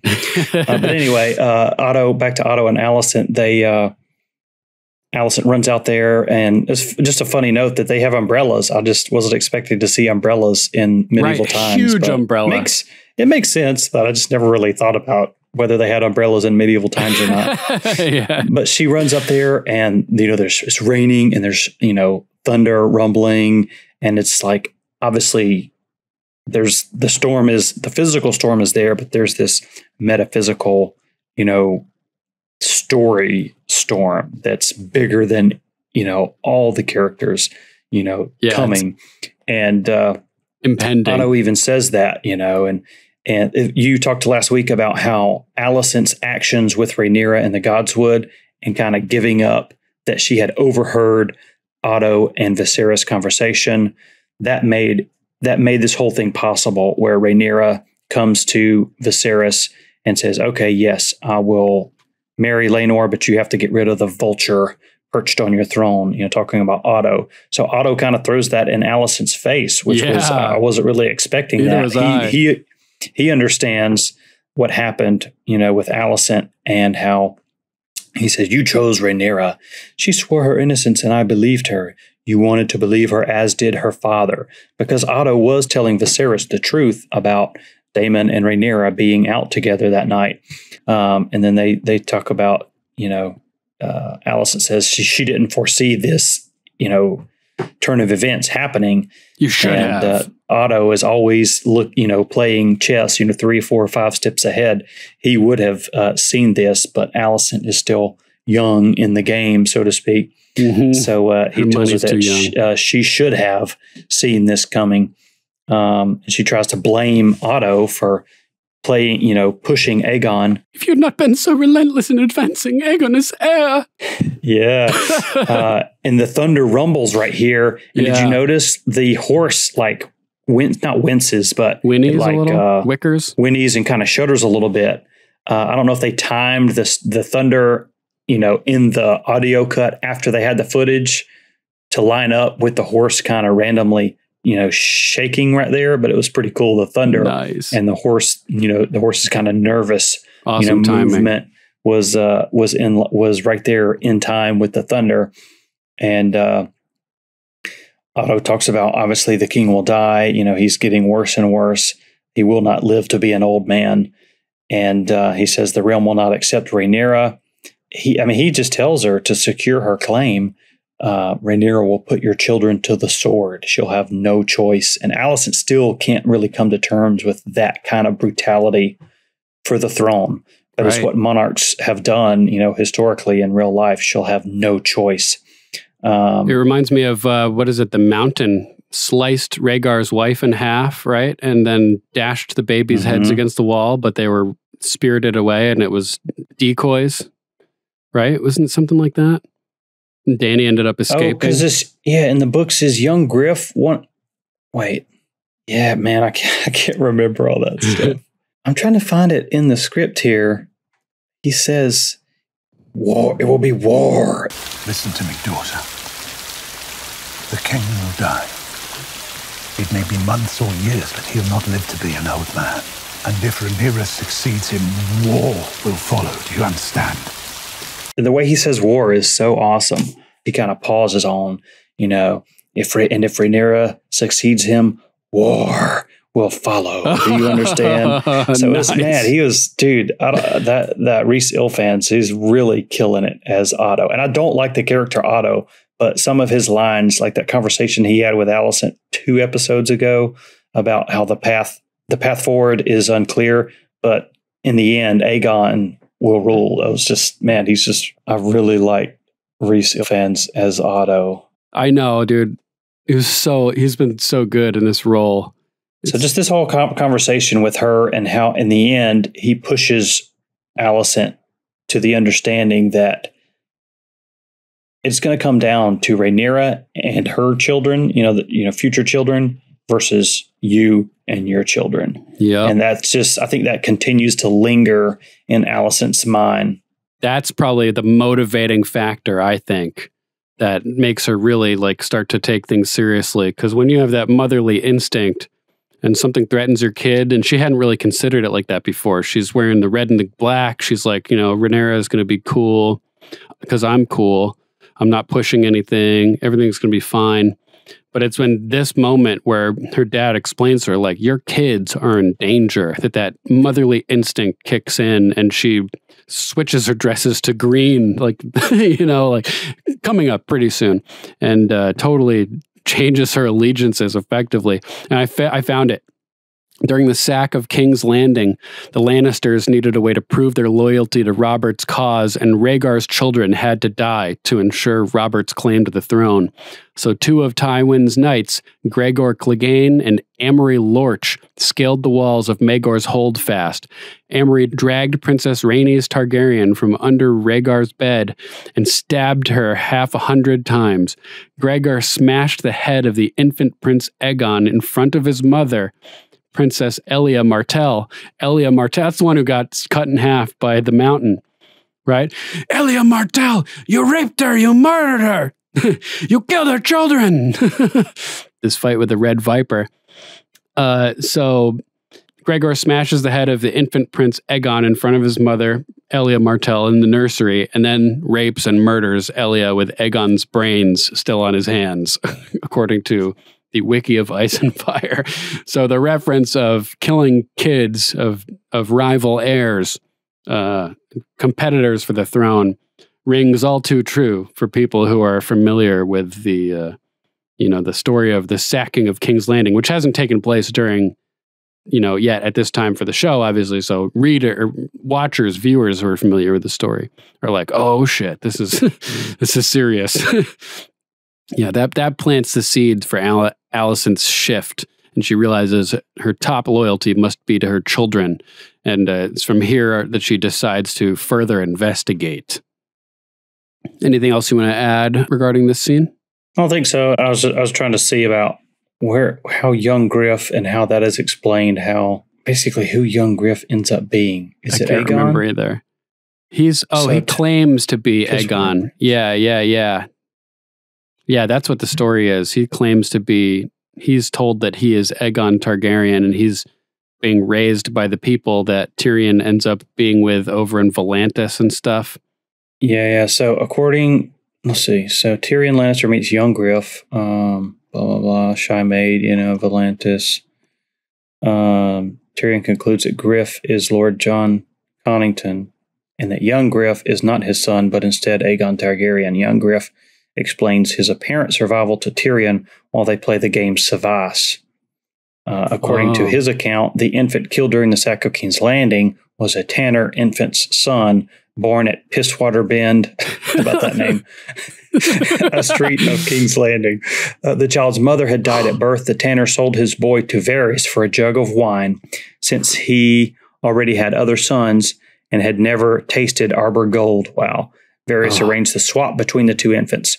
Elia received the Tanner son, whom Tyrion dubs the Pisswater Prince, while Varys took custody of the real Prince Aegon. Damn. Tyrion deduces that once the imposter infant was dead at Gregor Clegane's hand, Varys smuggled the genuine Aegon across the narrow sea, where he was first entrusted to Illyrio Mopatis and later to the exiled Lord John Connington, on and on and on. It's through Illyrio that Tyrion gets hooked up with that crowd too.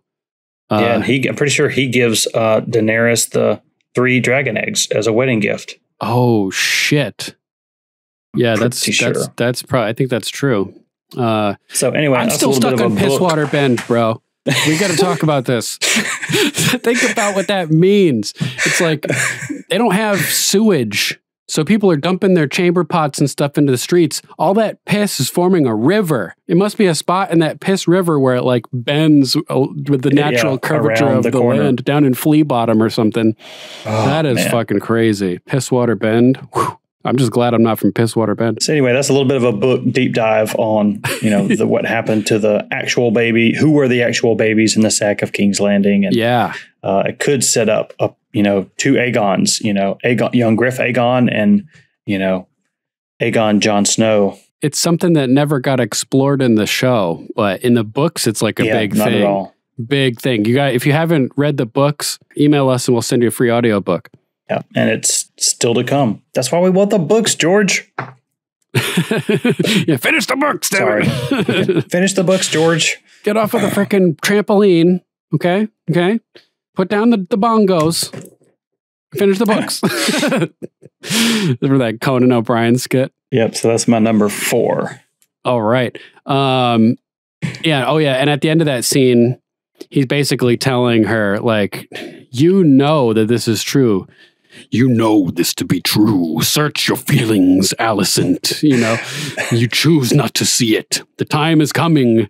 Either you prepare Aegon to rule, or you cleave to Rhaenyra and pray for her mercy. Lots of really nice language in this episode. Yeah, really great writing. Yeah, this was a very well written episode. Either you prepare Aegon to rule, or you cleave to Rhaenyra and pray for her mercy.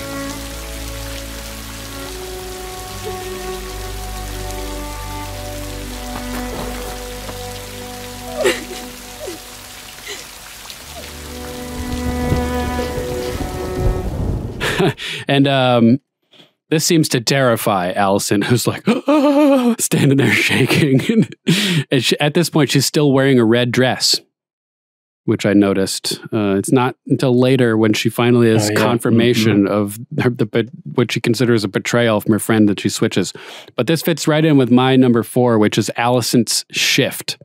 And just her transformation in this episode and her allegiance changing from the Targaryens to herself and to her children.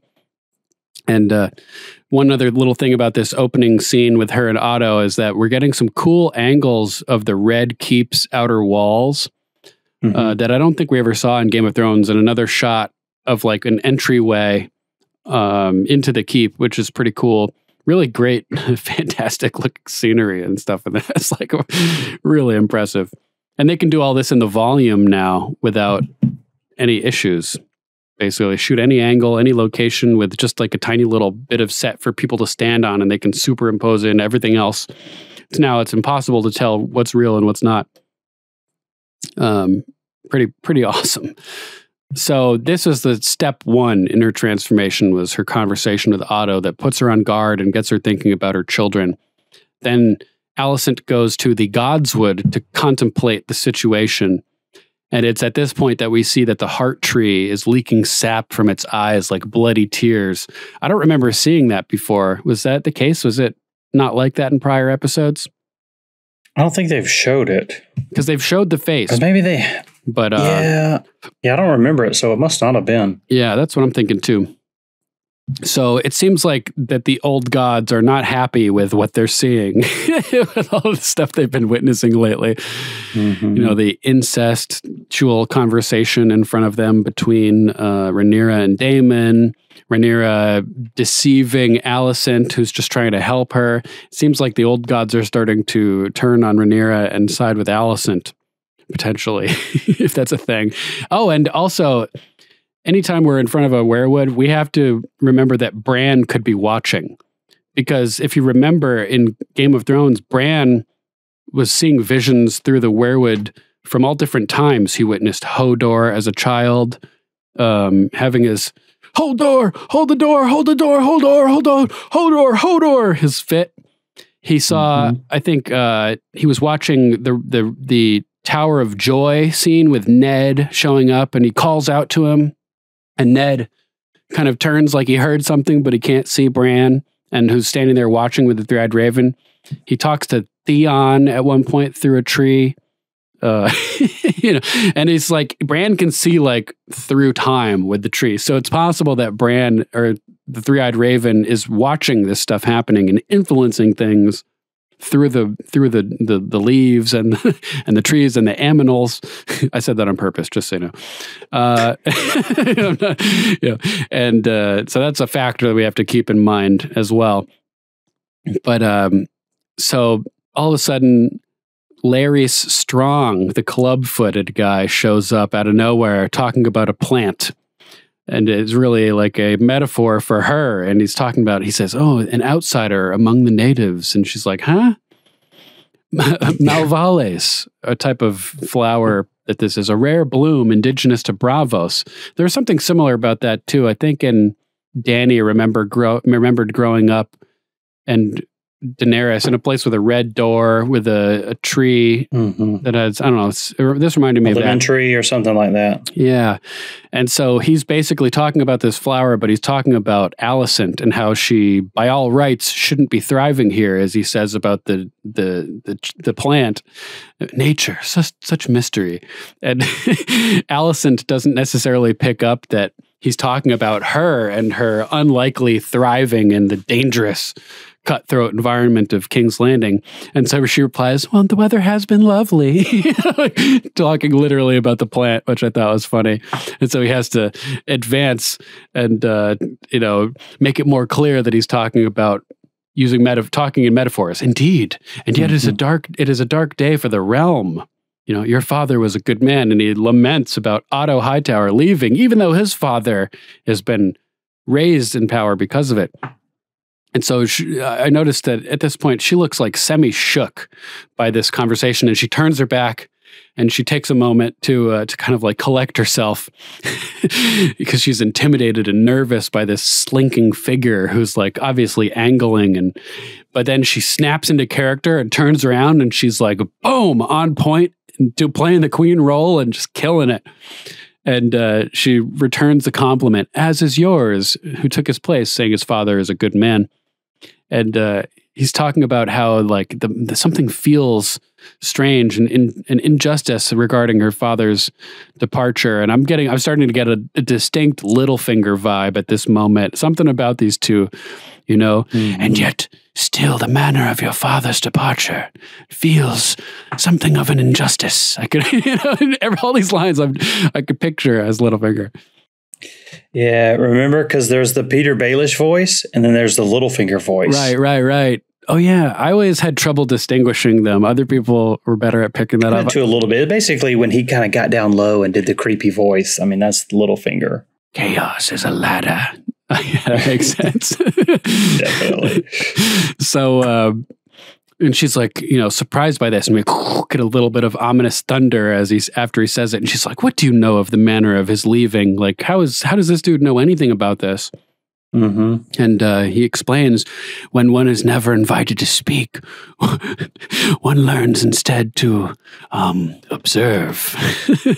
And you're perhaps in need of an ally. And he's talking about how, we got this scene also, remember with him at the hunt when he shows up with all the women and he's like, oh, my foot is messed up. Can I hang with you ladies instead since I can't go hunting? And they're like, yeah, sure, sit down. And he's picking up on all the gossip from the court. Yeah, what better way to learn about all the goings on from all the different houses and all the different, the Stormlanders, the Reach people, if there's Riverland people here, you can get the scoop on everybody from all the different areas who are there for the royal hunt. Yeah, with the clucking hens, sit around for a little bit with them. And he was saying, you're perhaps in need of an ally. She's like, I'm the queen. I have all kinds of allies, dude. And he's like, naturally. Princess Rhaenyra, for example, hinting that he knows that there's some kind of fracture between their relationship. And she's like, state your purpose. Like, what the hell? Just kind of like Kristen Cole is saying, like, state your damn purpose already. Like, what are you talking about? If you're going to say something, just say I noticed that was the similar lines both of them used to with Larys the Clubfoot. Oh, yeah. And Joffrey. To Joffrey when he's like, I'm on watch. State your business. I just thought of a kind of another parallel between Alicent and Princess Rhaenys also, which was that one of them is now like seeking power and kingship in order to protect their child, Alicent, fearing for Aegon's life and wanting to make him the heir to protect him. And it's the opposite with Rhaenys, who was worried about putting Laenor in the line of succession, being the king consort, because it would put him in danger. So it's interesting. She's been through it, and she's like, hesitant to go forth with the marriage because it's putting Laenor in danger. So that was kind of an interesting and opposite parallel. But yeah, Larys brings up that he thinks that the princess is unwell, which he probably knows isn't the case, clearly, but he's, saying that just to open the door to the conversation. And what do you mean unwell? She just sailed to Driftmark. at daybreak. Yeah, and so where is it? Yesterday at daybreak, I think. Yeah. And so not only does he know that there's a tea, but he knows it was delivered by the Grand Maester himself. And how does he know this? Remember those shots within the walls, or that we were talking about, where they were like lurking shots where they're in the Kristen Cole sex scene? Maybe Laris is in the walls. Yeah, I mean, it could. Yeah, I don't know. And maybe, you were saying some guy historically faked some kind of disability, a clubfoot or something else. It was in the movie The Usual Suspects, Kaiser Soze. He's like walking with a gimpy foot, and then his foot slowly straightens out at the end, and he like walks off. Spoiler alert for the 1999 The Usual Suspects. Awesome movie. If you haven't seen it, check it out. But I mean, maybe nobody would suspect him, but it's all a ruse to keep everyone unsuspecting of him, being a cripple. But he actually can move swiftly and quietly through the walls of the Red Keep. Crazy. It's like Sun Tzu says, when you're strong, act weak, and when you're weak, act strong, right? So he is, his last name literally is Strong. Maybe he's acting weak. Bro, that's, yeah. That's hardcore. Sorry, laughing over here. So yeah, he's like, yeah, the night that your father was dismissed, the Grand Maester delivered a tea, and at the direction of the king, as I understand it. So either he's talking with his dad, or he's got spies. One of the two, because Lionel is like one of the only people that might know about this in terms of it being from the king and everything like that. So right, yeah, depending on how quickly Viserys brought him in and read him into all the secrets that he didn't otherwise know about as Master of Laws. Now that he's hand, so all right, Otto is out, you're in. Here's the deal with Rhaenyra. I'm sending her with Melos. I'm sending her this tea, and he just goes down the list of things he needs to brief Lionel Strong on, and maybe loose lips sink ships. Maybe Lionel's talking business around his son. The other question is that something he would even debrief him about, though? The fact that, you're my new hand. Just so you know, my daughter potentially committed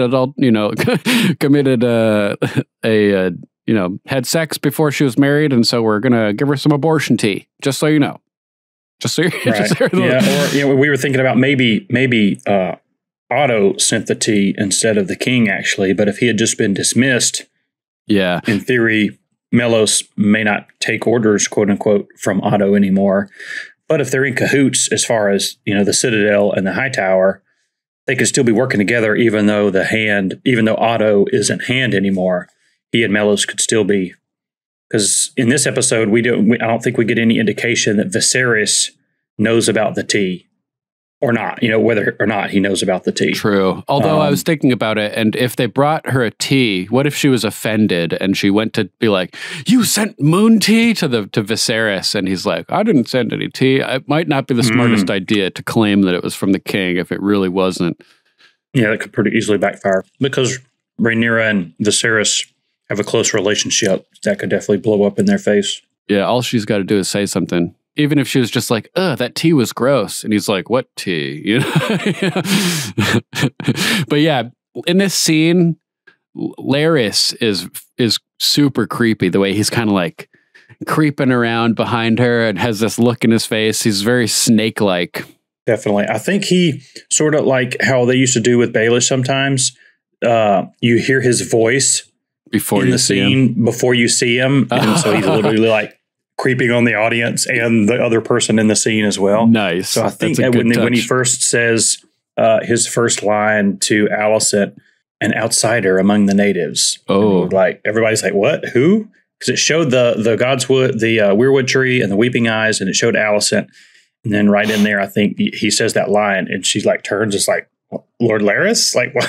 Why are you talking to me right now? Where did you come from? How'd you get here?" Sneaky little quickfoot. But one other thing is, so in general, Lionel Strong has advised Viserys to marry Laena Valerian. Didn't do that. Now he advised at the hunt. He advised maybe marrying Rhaenyra to Laenor, which the king ends up taking his advice and doing that. And for the most part, Lionel Strong seems to be pretty aligned with Corlys. Just as far as what to do about the Stepstones, what to do about Laena and Laenor and Rhaenyra's marriage and King Viserys' marriage. So it seems like, for the most part, Lionel Strong and Corlys Velaryon are, at least, I mean, they're amicable, if not, you know, on the same side of most issues that king and court are facing. Seems like it, yeah. So, and now Laenor and Rhaenyra are married, so they're basically, you know, on the blacks. The green, you know, the greens and the blacks is the factions going forward. Mm-hmm. So you would think that Lionel Strong would probably be on the side with the Velaryons and Rhaenyra. But here, Larys Strong is maneuvering to try to team up with Alicent. So either they're playing both sides, they're trying to play both sides, and whoever wins, wins, and you still come out with the winner, or Larys is working to a different end than his father, or something else. I'm not sure, but it just seemed interesting that the Hand of the King is with Viserys, and Viserys is still saying Rhaenyra's the heir. You know, she's married Laenor now. They've made an alliance with House Velaryon, you know, by marriage now. Yeah. But Larys the Clubfoot is, you know, kind of machinating towards the Greens. Yeah, it's interesting. It's interesting to see what happens with that going forward. Makes me think there's some kind of deeper scheming going on. So he says, like, yeah, for Mellos himself to bring it, you know, it must be something serious, and gets the gears turning in Alicent's head, you know, and she's like, and she gets like a little paranoid. And then the next we see her, it's as Viserys is arriving home from his trip to Driftmark to High Tide. And this is the fourth moment that I was talking about from your list of things that were influencing Alicent earlier, because it's at this moment that Viserys arrives home and he's all kind of fucked up as he's heavily breathing, stepping off of the ship, and then he collapses under the ground. And everybody's freaking out, and Harold Westerling is calling him Maester and everything. And as Alicent watches from the balcony and Viserys collapses, she like jumps in horror and like and is watching with her eyes wide as dinner plates, basically. And I think it's at this moment where her father's warning, it's one thing to get a warning, but then it's another thing to get a timeline. You know, so he told her he will not, you know, Viserys won't live to be an old man. And now she's watching him falling apart and collapsing in front of her. And she's thinking, oh my God, my kids are not only in danger, they are in imminent danger. If he dies, Rhaenyra and that squad could make a move at any moment. So it's just like Cersei did. Yeah. So she's like, I got to start taking the situation seriously. And that's when she starts doing her investigative work. And it's immediately following that she calls Kristen Cole in and to have their little conversation. And so Kristen Cole's walking up the spiral staircase within a tower, and somebody calls him, Sir Kristen, you've been summoned. And he's like, I just left the princess 3 minutes ago. Like, come on, lady. You know, what the hell's wrong with you, Rhaenyra? And they're like, not the princess, the queen. And someone that I was watching with was like, oh my God, did Viserys die? Rhaenyra's the queen now? But no, it's Queen Alicent. And oh shit, he's in trouble. Principal's office. Get to the principal's office. And so he gets called up to her, and she calls him into the room and dismisses everybody else and has him sit down next to her, and he takes off his sword. I thought that was cool because it showed that the sheath of his sword is within like a sheath of its own on his belt, and he pulls out the whole sheath and leans it, and then carefully takes his cape, pulls his cape back and sits down. It reminded me of Homelander in The Boys, because every time he sits down, he grabs his cape and like makes a show of sitting down without sitting on his cape. And so he takes a seat, and she stands up, switching the power dynamic, and starts tentatively, hesitantly questioning him. And much like her father, when the Hand Otto went to visit Viserys to inform him of Rhaenyra's wrongdoings, her sketchy little nighttime outing, Queen Alicent has difficulty being completely upfront and just saying the situation here. She's talking about how I fear I must question you on a delicate matter, and there's like this back and forth where she can't quite say it, and Kristen's assuring her like, I'm your servant as always, and she's like, well, I know that you're Rhaenyra's sworn protector and rightly loyal to her. I am. And the night of Daemon's return, ... There's been a rumor, ... Or rather, I received an accounting of ... A lapse of morals that may have occurred between ... And it shows Kristen, and it's like Kristen thinks she's talking about him. Yeah, Kristen's like, oh man, I'm busted. I'm so busted right now. I knew I shouldn't have done this. Somebody knows. And he's already feeling guilty, so it's on the tip of the top of his mind anyway, fresh off this conversation with Rhaenyra from the boat and everything. And so he's like, oh my God, like they know. I've soiled my cloak. I'm screwed. And so she's talking about it. She sort of pauses and she's like, it's of course unthinkable for me to question the virtue of the princess. Which I thought was a hilarious line. The writing in this episode is really good, like the language that they use. And whom I hold in highest regard. I did, however, wonder if... and she stops again because she can't say it. And then this next line is great. I'm not unaware that in the flush of youth, such eloquent wording, there may be errors made, breaches in resolve, lapses. She just can't say it. And then before she can even get it out, he's just like, it happened, Your Grace. And she stops dead in her tracks with her back to him. And so she's not looking at him at this moment. And so he can't see her reactions.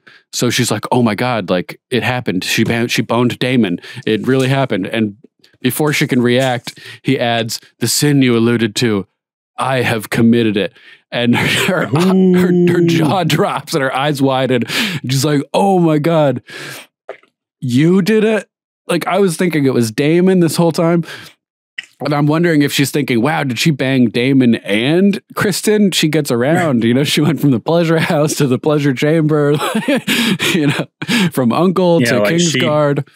Yeah, she just shocked, and she turns around so she doesn't give away her shock and surprise. Yeah, exactly. It kind of takes her a minute to realize that strategically, what a gift she's just been given. Having this inside information about what the princess has done, and how she might either use that to sully the princess's name,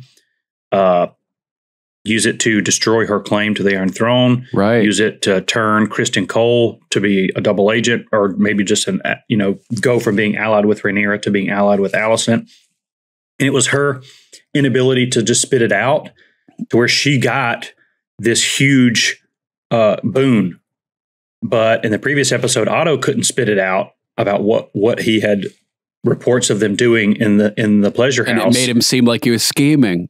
Yeah, and Viserys was like, spit it out. Just say it, sir. Yeah, say it, man. Say your business. You scheming. Just say your business. Slithering snake. And then Otto still won't say it. Must I say it? They were coupling. But here, Alicent just kind of, not stumbles, but just slowly starts her questioning. And then because she don't finish the question and say, did Alicent, in a flush of youth, couple with Daemon? Like if she had gotten to that part of her question, Cole would be like, "Oh, it's not me." Yeah, no, they didn't do that. What a horrible, wretched accusation! Like the way Rhaenyra answered the accusation last episode, vile accusation. But Alicent just can't get to the question, and Cole is just like he feels busted. The guilt is just bubbling and boiling within him. I did it. It was me. It was me. That was right. Right, I didn't even think about it like, oh, she realizes that it's a piece of leverage, and that's probably why she's so late to the wedding, is she's just spending this whole time thinking of like how she's going to handle this. How am I going to do this? You know, and like what her next move is going to be. And he adds, at her instigation, it is true, like he was seduced by Rhaenyra, but it is no excuse. My oath has been broken. I have dishonored myself. I deserve no consideration. And her back is still turned to him, and her face is like twitching as she considers all of this. Fantastic performance, brilliant performances all throughout this episode by all the actors. Kristen Cole completely blew me away. The actor that's playing Kristen Cole, the scene on the ship with Rhaenyra just blew my mind. I had no idea that, like, I was not expecting this level of depth from this character. And then to like all of a sudden see it was amazing. And then Alicent in this scene too, the subtle little facial moves and becoming not so subtle as she's hearing all this, and man, it was great. And all of the implications are like soaking into her mind, and Kristen is just destroyed. He was already distraught. Now he's been busted, he thinks, and he's ready to die. He thinks he's going to be gelded, and he's like, but if as a clement queen you are inclined to pity, I would ask only this, that rather than gelding me and having me tortured, you would sentence me mercifully to death. And I'm like, oh my God. Yeah, that's the good punishment. Yeah, the good punishment. It really also just like highlights Sir Kristen's low self-esteem and self-image at this point. He's ready for death, and it's too late for death over dishonor. But death as a form of justice and comeuppance is something he welcomes. Maybe he thinks that by confessing, he's doing his best to regain what honor he's lost in committing the sin in the first place, and he's by facing the consequences, he can at least make up for it a little bit. But the death over dishonor is no longer an option, but death over dicklessness instead is preferable. So he's like, no way. I watched Game of Thrones. He's thinking, I ain't ending up like Theon Greyjoy. No reek for Kristen Cole. So Alicent is just overwhelmed by this whole situation, as is Sir Kristen. They're both just kind of sitting there like not knowing what's going to happen next. Even Alicent doesn't know like how she's going to handle it, and she struggled to almost speak for a second facing him at this point, and then she turns her back again as she composes herself, which is something that she does really well. She'll like turn away like she did with Larys in the Godwood and compose herself, and then boom, she's on point.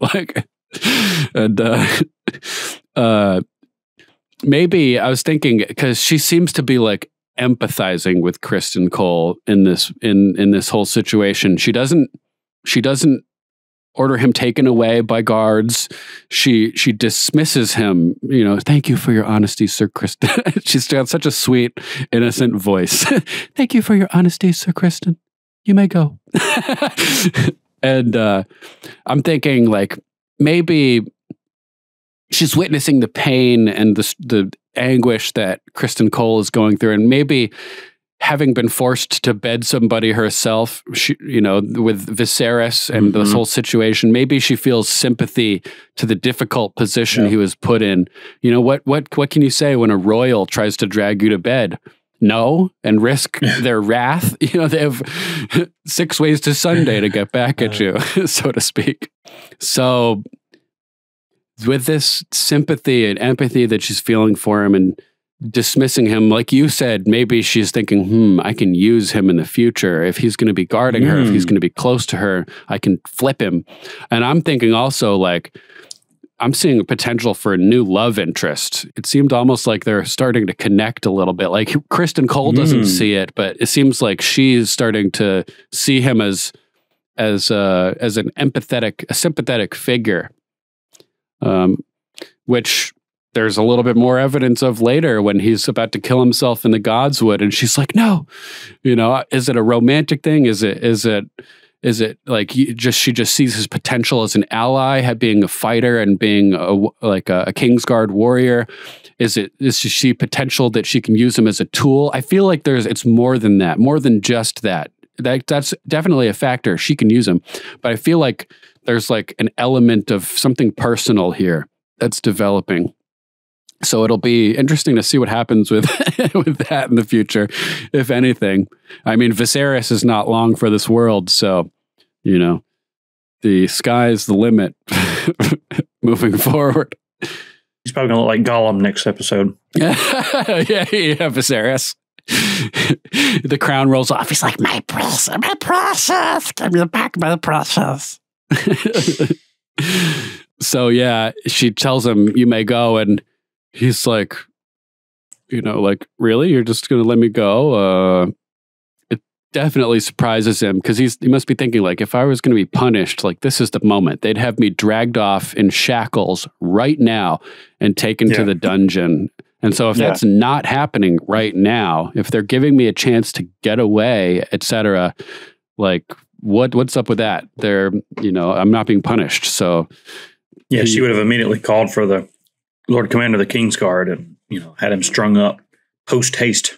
Post haste. Absolutely.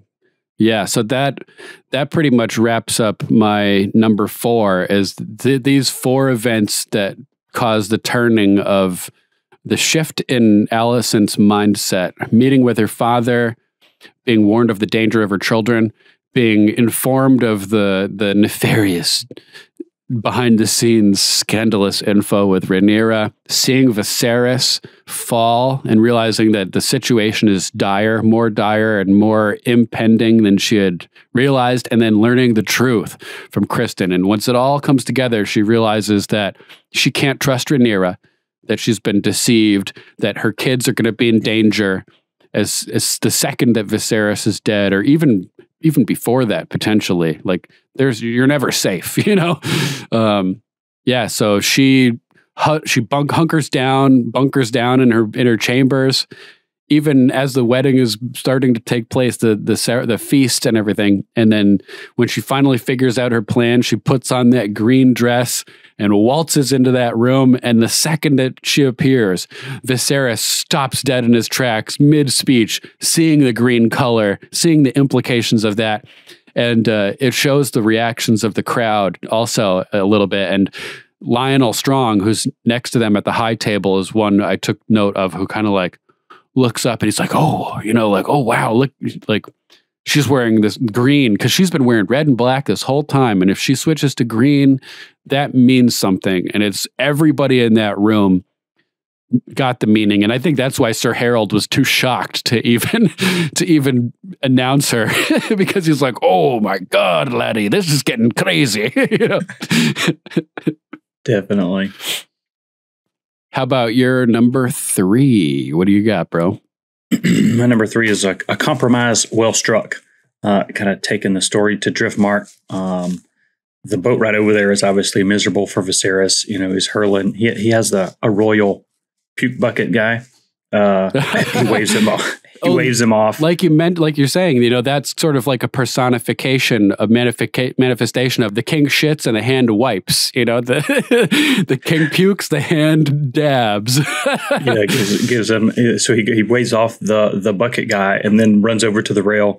Lionel Strong gives him a handkerchief, which I hope he has an extra. And obviously, it's just Viserys looks horrible and just completely falling apart the whole episode. And then they get to Driftmark and crickets. There's nobody there. Like, wait, what is happening? This is how you greet your king? Where the hell is the Lord of Driftmark? Remember when, even the procession of lords and knights that met Rhaenyra at Storm's End last week, and how the Starks received the Baratheons, you know, in the first episode of the original series, is this huge to-do, you know, when the king comes to visit.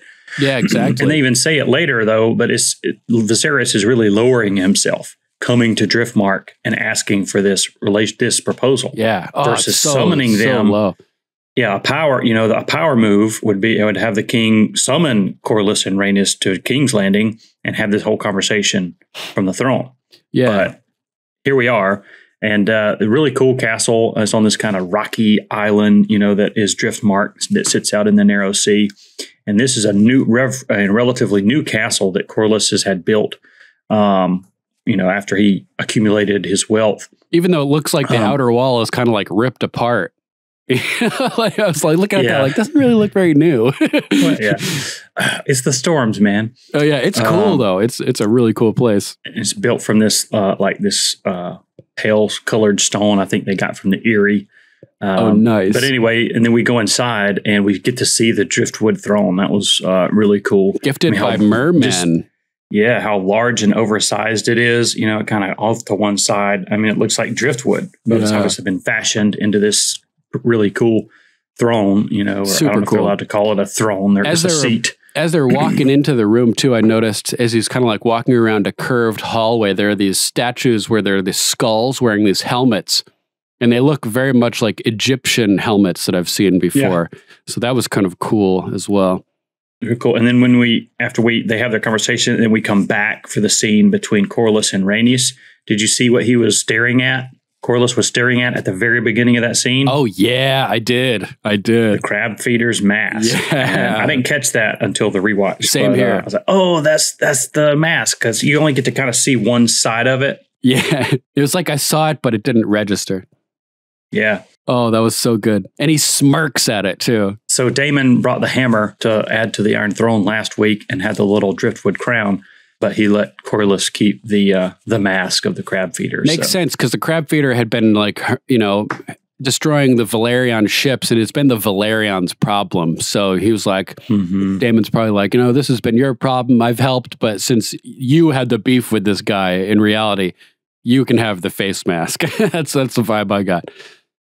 Yeah. Rhaenyra gets shut out of the meeting. Really the door closed in her face. Yeah. By the Kingsguard. And the Kings, I think it was Kristen Cole who says, I'm sorry.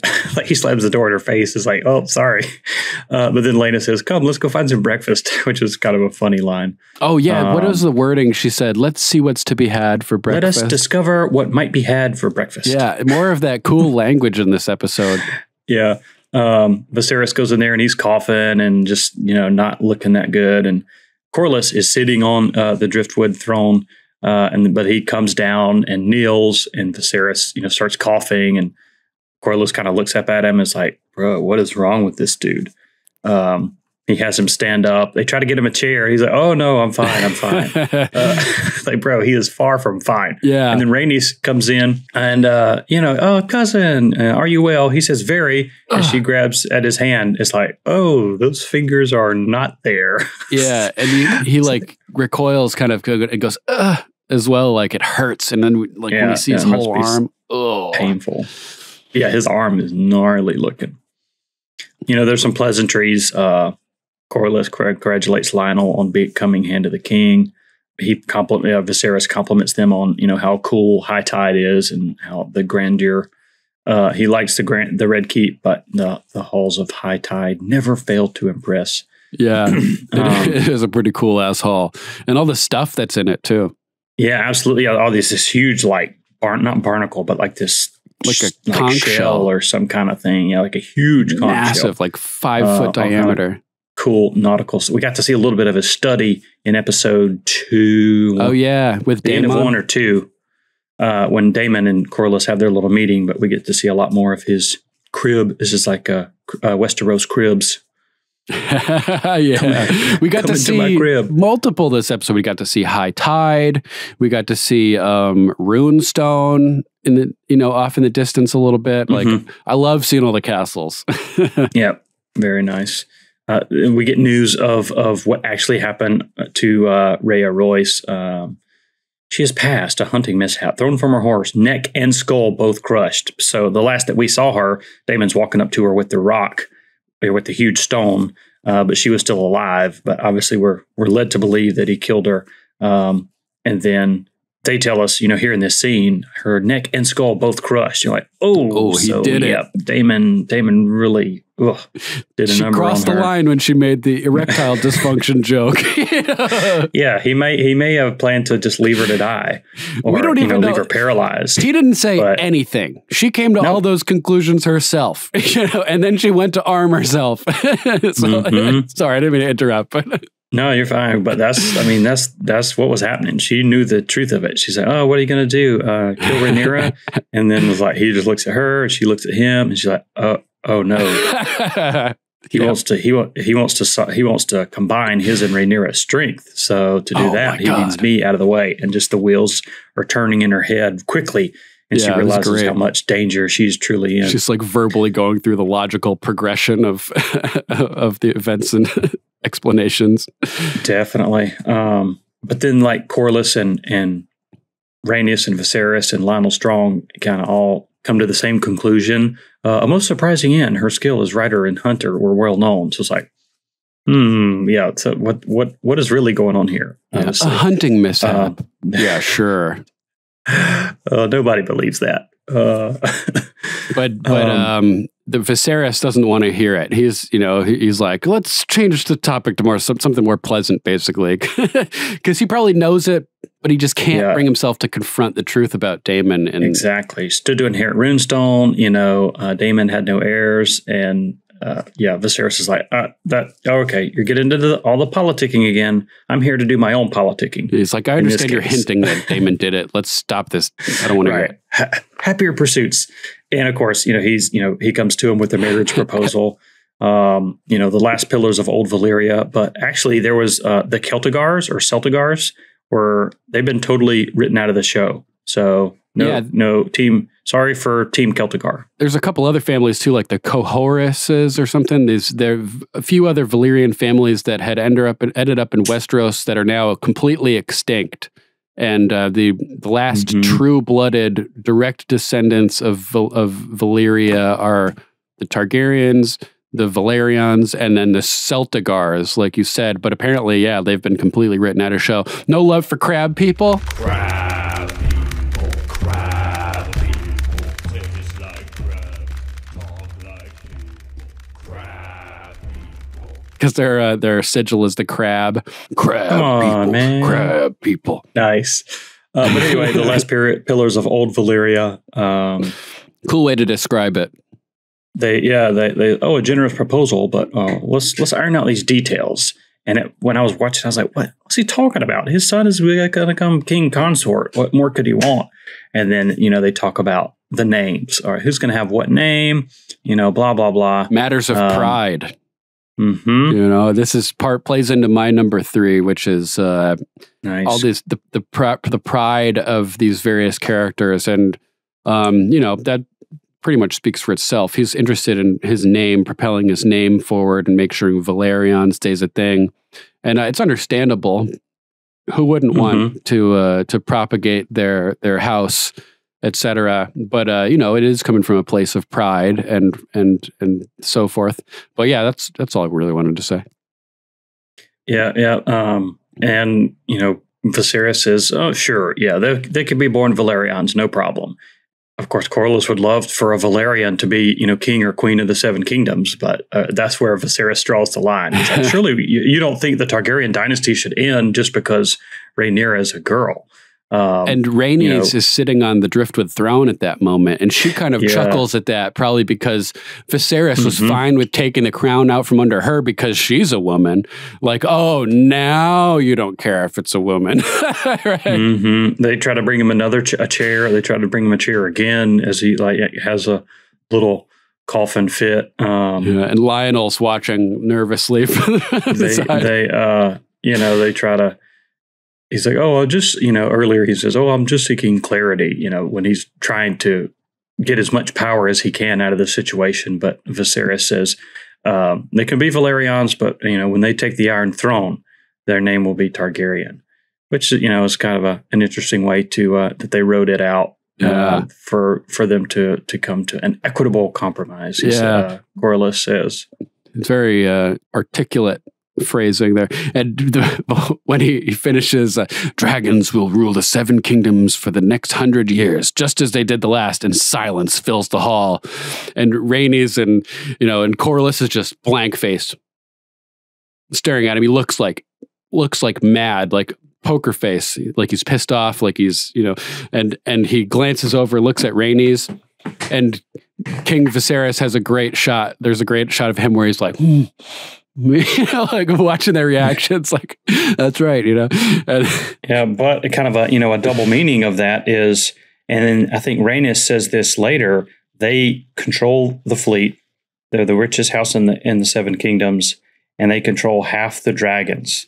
Right. Because right now, as far as we've seen, Daemon and Rhaenyra have Syrax and Caraxes, But Laenor has sea smoke, and we meet the Red Queen, Meleys, this episode. Yeah. So Laenor and Rhaenys have dragons too, and Daemon and Rhaenyra have a dragon. 2 and 2. Valerion versus... I mean, Rhaenys is a Targaryen, but she's married into House Valerion. But right now, as it is, they control half the dragons. Dragons that have dragon riders, I should say. There are more dragons at the dragon pit. Vhagar is out there. Oh, yeah. As they talked about in episode 2. So, they may be... actually, maybe Vhagar. Has been heard, their song, the little girl says, oh, her song has been heard around Spicetown, which is on Driftmark. So we'll probably see Vhagar soon. I always think Spicetown is in Essos for some reason. Me too. Or down in Dorne. I think Dorne and like Volantis area down there in Essos. But anyway, so right now, there's just 4 dragons that have dragon riders. And, 3 are Targaryen, but 1 being Rhaenys, who's, probably a little more aligned with Valerion than Targaryen. But so it's pretty interesting. And the Valerians are joining houses with the Targaryens right now. So it's like 4 dragons versus the black or versus the greens. I can't imagine it's going to stay that way. Well, we'll see what happens. That war would be over very really quick. One-sided. So that's pretty much, we can talk about their conversation, Rhaenys and Corlys conversation, when they come back to High Tide in a little while. But sure. It cuts to Rhaenyra and Laenor walking on the beach, and they basically come to an understanding about having an open relationship. But as they walk past, there's this cave, and the camera is inside the cave, they walk past it. Did you notice anything about the shape of the opening of that cave? I did not. It's a little bit, viewers, tell us what you think, but it's a little bit kind of the shape of a dragon's head. Oh, cool. It's kind of comes to a point, down to the left as we look at it, and it kind of comes out and it's kind of rounded, like that's cool. Like a dragon's head without the little horns, or tentacles. Anyway, I was like, I may be kind of stretching here, but I saw a little bit of everything means something, like as a director, if you see something like that, you're like, oh, it kind of looks like a dragon's head. I'll incorporate it. That's cool. That's good catch. That pretty much covers my number 3. Alrighty. So my number 3 is Pride. Like I mentioned just earlier. And there's a few different examples of this. There's Daemon. There's Viserys. There's Corlys, and also Kristen Cole, and they all have their own dealings with their pride in this episode. And so let's start off with Daemon. Now we get to talk about the opening scene, and feel free to jump in as always. Mm-hmm. So the show starts with a woman riding on horseback who's very mindful of Yara Greyjoy. And it's Lady Rhea Royce, Daemon's bronze bitch. And I noticed she has a breastplate made for breasts, but there's no nipples on that breastplate. And that man would be very disappointed. But George R.R. Martin would be proud because he has a recurring line in the books where it says, that's about as useless as nipples on a breastplate. Yeah. Like they're serving no purpose. And so true to form for GoM, they did not have any nipples on the breastplate. Yes, I was looking at her chest. Good morrow, Lady Rhea. Her cousin that we see later, Gerald, shows up. So even Lady Rhea has a moment where she's clearly sensitive to her pride being wounded, as she seems insulted that her cousin Gerald would even suggest that she would be hunting rabbits. Easy game, relatively, where she's going out to hunt deer. And further insulted by him insinuating that it's a challenge, that would be a challenge. Oh, a fine challenge, he says. And she's, would you like some company? And she's like, I'd rather ride alone. and gallops off and away from him without any further conversation. Just kind of leaving him in the dust. He's like, well, good fortune to you. So as she cruises off, and we get some cool cinematography of like a drone shot flying behind the horse as it gallops along this pathway on the hillside, and beautiful horse, beautiful scene. Everything's cool in this scene. And as she approaches these mountainous mounds with a gap that the path goes through leading to runestone off in the distance, a hooded figure awaits. And she stops as she arrives to the pathway, good like 100 feet back, as she's looking to see who it is, and the figure starts to approach, and she can see it's Damon because he's so like, his face is very recognizable, poking out underneath his hood, and Damon's hood is up, so you know he's up to no good. And husband, what brings you to the Vale? Or have you at last come to consummate our marriage? So boom, a dig right off the bat, and I'm thinking, he must have had male performance issues on their marriage night. And she probably did her thing and was mean about it. Maybe caused much of Damon's disposition / embarrassment and psychological issues revolving around this topic. And potentially, as I mentioned earlier, triggering him to overcompensate in other extreme ways and lash out and being the dominant force in terms of fighting and all these other areas where he sort of acts out to compensate for his lack of capabilities in between the sheets. And she continues, the Vale's sheep might be willing, even if I'm not, so she's not willing.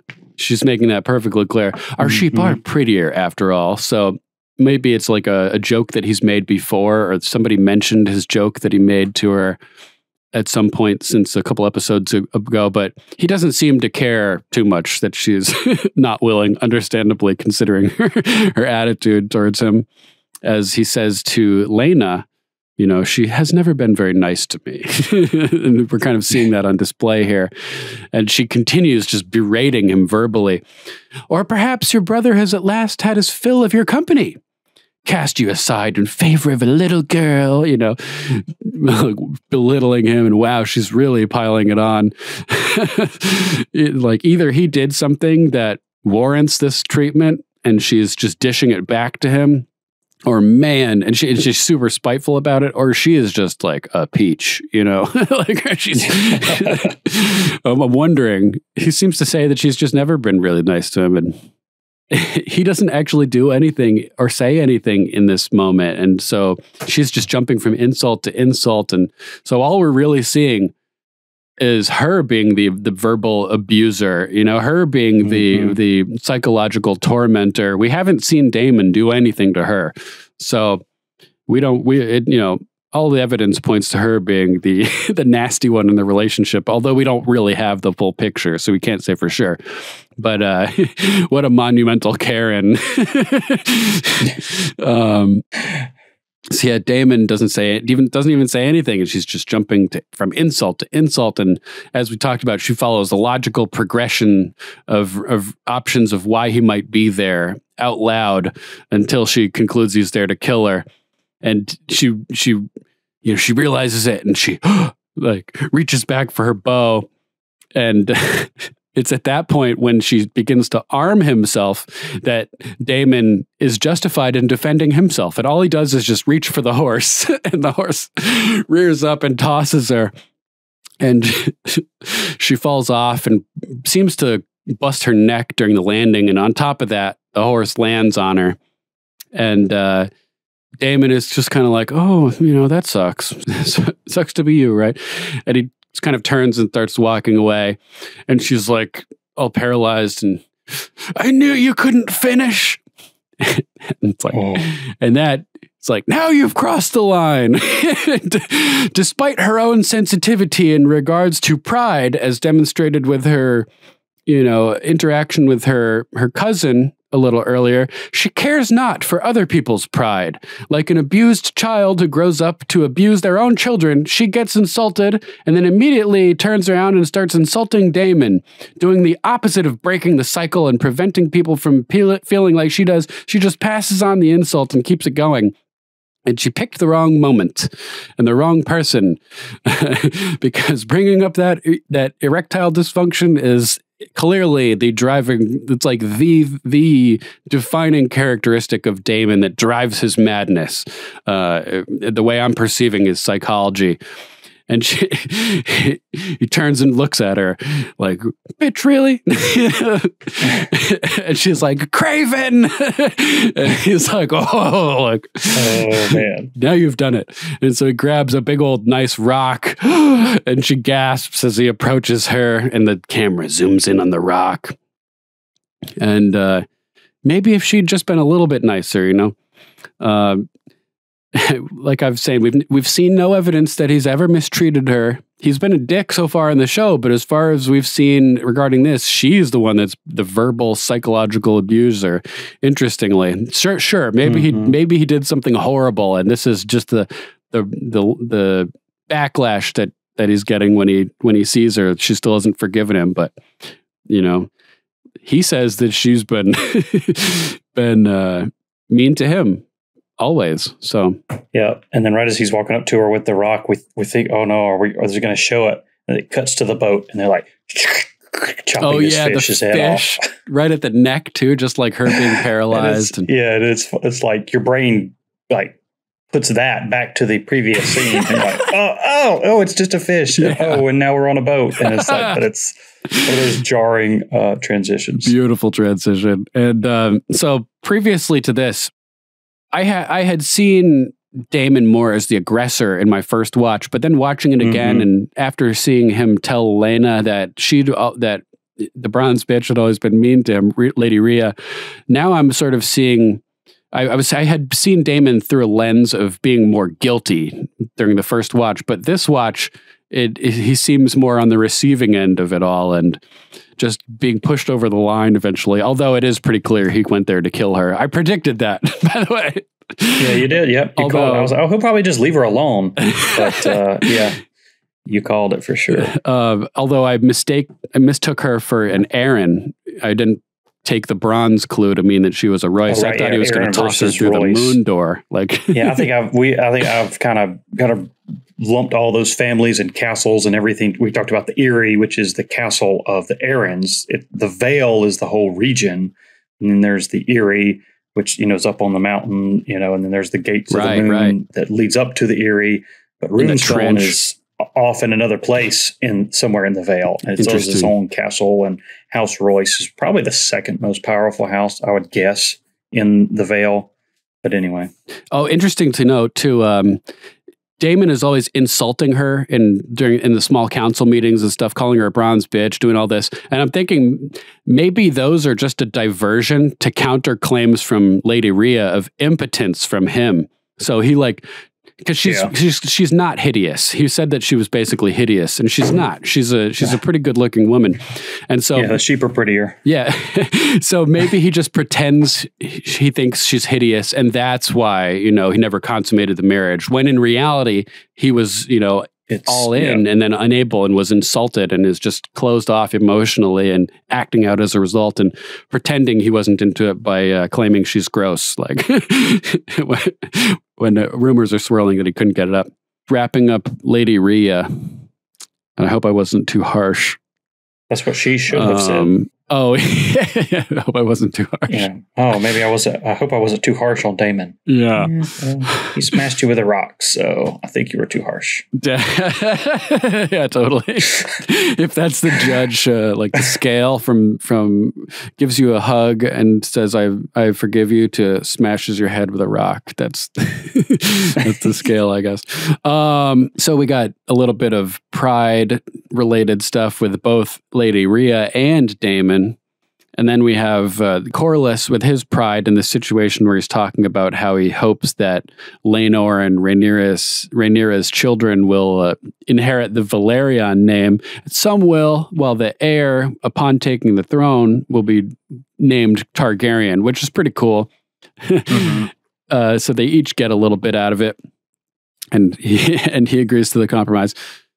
At one point during this scene, it's not exactly related to pride, but since we're talking about the scene, might as well get all the notes out of the way. While they're in the hall at high tide there, they're talking about how Lady Rhea died, since we're also transitioning from that subject. And Corlys says, a most surprising end. Lady Rhea's skill as both rider and hunter were well known. And someone, then why was her cousin asking about hunting rabbits? If She was so well known. But Rhaenys says, the gods are cruel. And this seems to be a recurring theme throughout the literature of Westeros. I seem to remember other characters talking about the gods being cruel. Mm-hmm. Okay, yeah. So then moving on to Kristen Cole. He had a scene that relates to pride also. Kristen Cole on the ship, he and Rhaenyra's conversation about, sailing away, via Sunspear and just leaving it all behind and finding true love and marrying each other. And yeah, they, they're on the boat and he doesn't have his armor on, which was, I guess it was early in the morning because she says, did sleep evade you as well? Right. Trying to find the freaking part in the script. She says, did sleep flee you as well? So I guess he's just waking up and probably not, on duty yet, as far as somebody else had the night watch and he may not, so he just has his normal clothes on. Right. White shirt though, to keep with the theme of white. Yeah. And she tries to hit on him, he says, I needed to see you. And she says, I had a similar desire, obviously talking about something else than what he was talking about. Yeah. And then he talks about, how she, so many times when they rode off in the woods, at the hunt, how she was kind of loathing her position and duties to be married off, without her say so and all that sort of thing. So he's trying to use, their past conversations to say, what if there was another path, one that led to freedom? And the way she shuts him down in a minute is it's really kind of cruel without her even, I think, trying to be cruel. Yeah. I'm asking you to come with me. Come with me. Dude, he says, I love your Vader impressions. She's like, come with me and we will end this destructive conflict. He's like, I know about these ships and at this port in Sunspear where they're heading to Essos with their hulls full of oranges and cinnamon. And he's being eloquent and romantic about it. And she's like, are you asking for leave? And it kind of reminded me of the phrase, have you taken leave of your senses? Because it could equally apply. What she probably thinks. Yeah, because there's no way she didn't understand what he meant. She probably just didn't think it was possible that he'd really be asking her to leave with him, considering she's in line to be the most powerful person in Westeros. She's heir to the Iron Throne. Yeah. Which she says, he says, a marriage for love, not for the crown. And she's smiling when he says that, she is really interested, but it then fades into a sort of depressed look as she realizes the burden that's been placed on her with the whole prophecy and everything like that. She says, I am the crown, Sir Kristen. She doesn't say it like that, but that's how I would have said it. I am the crown. I am the crown, damn you. And then she says, I will be, And then this line, I may chafe at my duties, but do you think I would choose infamy in exchange for a bushel of oranges or a ship to a shy? It's like, oh man, she just burned him pretty hard. Yeah, he's trying to be romantic, and she's like, "Are you get your head out of the clouds?" Sort of belittling the things that he thought were beautiful and romantic. She totally discounts it. Oh, so when he mentions it being a marriage for love, she kind of turns away and walks away from him and leaves him standing there. And upon rewatching it, I was thinking it seems like she's thinking about the prophecy and what she knows about Aegon and the White Walkers in the future. And it seems like she's coming up with something to say because she can't tell him about the prophecy. And so her line about exchanging infamy for exchanging the crown and receiving infamy in exchange, all for a bushel of oranges. I think that she kind of is rushing to find she turns to being belittling because she hasn't figured out a valid excuse. So that seems like something that would be something to say, because the way it came across to me is she's actually kind of interested in doing it.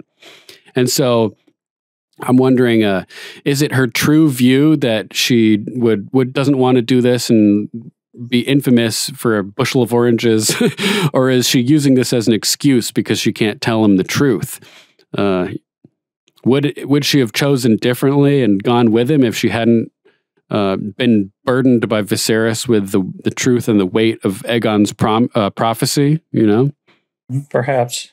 So she then is like, oh, I can tell him, you know, about the open marriage concept, and she's like, it's my duty, but Lennar and I have come to an understanding. You know, I've granted him leave to pursue his own interests, and in turn, he's granted me the same. And I was thinking upon watching it, like, oh, this could be an acceptable compromise, but nope, he takes it very, very insultingly, and he's like, "So you want me to be your whore?"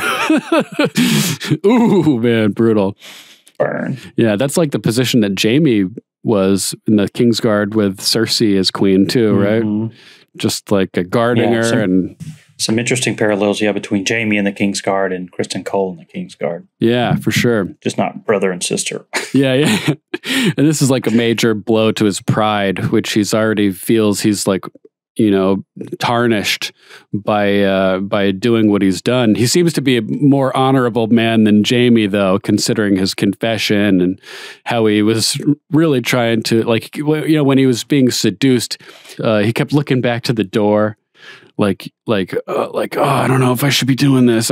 But she keeps dragging, you know, like beckoning him towards the bed. And so he actually tried to decline, whereas I don't think Jaime ever, you know, he was already in love with Cersei and just didn't give a shit about the vow, basically. So there does seem to be more honor in Kristen Cole. And what did they call Jaime? Like a man of dishonor. Remember Brienne said something to him and that like really hurt his feelings and sort of set him on his redemption arc. Yeah, I mean, Kingslayer was what everybody called him. Yeah, but she... A man of dishonor, you know, like when he's in the hot tub or with him, basically. And his expression, Kristen Cole's expression as she's, you know, as he says this, you want me to be your whore? And it's brutal. He's doing some really good acting here. And she's trying to tell him like, no, not like it's not like that. Like I want us just to continue what we're doing with you being my sworn protector. And he starts losing it. You know, I took an oath, and like you can see like his brain unraveling on his face through this whole scene. As a knight of your Kingsguard, an oath of chastity, and I've broken it. And she's like, I won't tell anybody. And he's like, I've soiled my, and he's stuttering all over the words, my white cloak. It's the only thing I had to my fucking name. And he drops the F-bomb, and like, which is pretty hardcore in front of the future queen. You know, he's speaking more candidly than most people would speak to royalty, potentially overstepping his bounds, although clearly not. And he's like, I thought if we were married, I might be able to restore it. And he's like chewing on his lip, and it's like, very convincing. The anguish is palpable. And she's like, listen, like the throne is larger than me, larger than anyone in my family. And tears are welling in his eyes. And she says, Aegon the Conqueror united the 7 kingdoms and put them on a path. And it seems like she's clearly referring to the prophecy now. And she might even be willing to tell him. But before she can finish the sentence, Kristen storms off. And was she going to explain it to him? Was she going to try to help him understand because she cares about him? Also, is he really concerned? Like, is it really about love with him? Is that what he's broken up about here? Or is it purely about his honor? Because he's talking about his white cloak and how it's the only thing he has to his name. He's not like, oh, but I love you. I want to be with you. You know, that's not what he seems to be worried about for the most part. He's like, I thought if we were married, I might be able to restore my honor. So I'm wondering if it's even really about Rhaenyra, or if he's more upset with himself than he is upset about her not being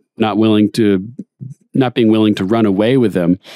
So that was kind of an interesting thing. And he storms off and leaves her alone on the stern of the ship, which may be symbolic of a future situation, being abandoned and, you know, left to fend for herself type thing.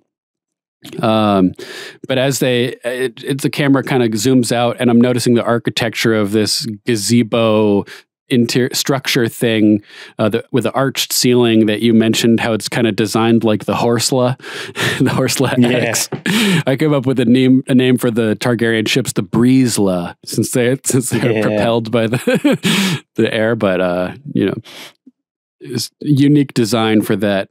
The quarters, it must be like the royal quarters, since it's designed like the litter, and I bet the ship people sleep under the deck and like the sub levels or something. Yep. But yeah, I was highly impressed by the actor portraying Sir Criston here, Fabian Frankel. Beyond anything I expected from this character. Yeah, he's been really good after he storms off. And at the beginning of the scene, all the banners and it didn't really show the sails. It showed the back half of the ship. But the banners on the back half of the ship were, blowing aft. Like you would think, if the ship's traveling this way and the banners are going that way, that makes sense. But then at the end of their conversation, the banners are blowing, forward from the back of the ship. But the sails are also, you see the whole ship, the sails are also, inflated, if you will.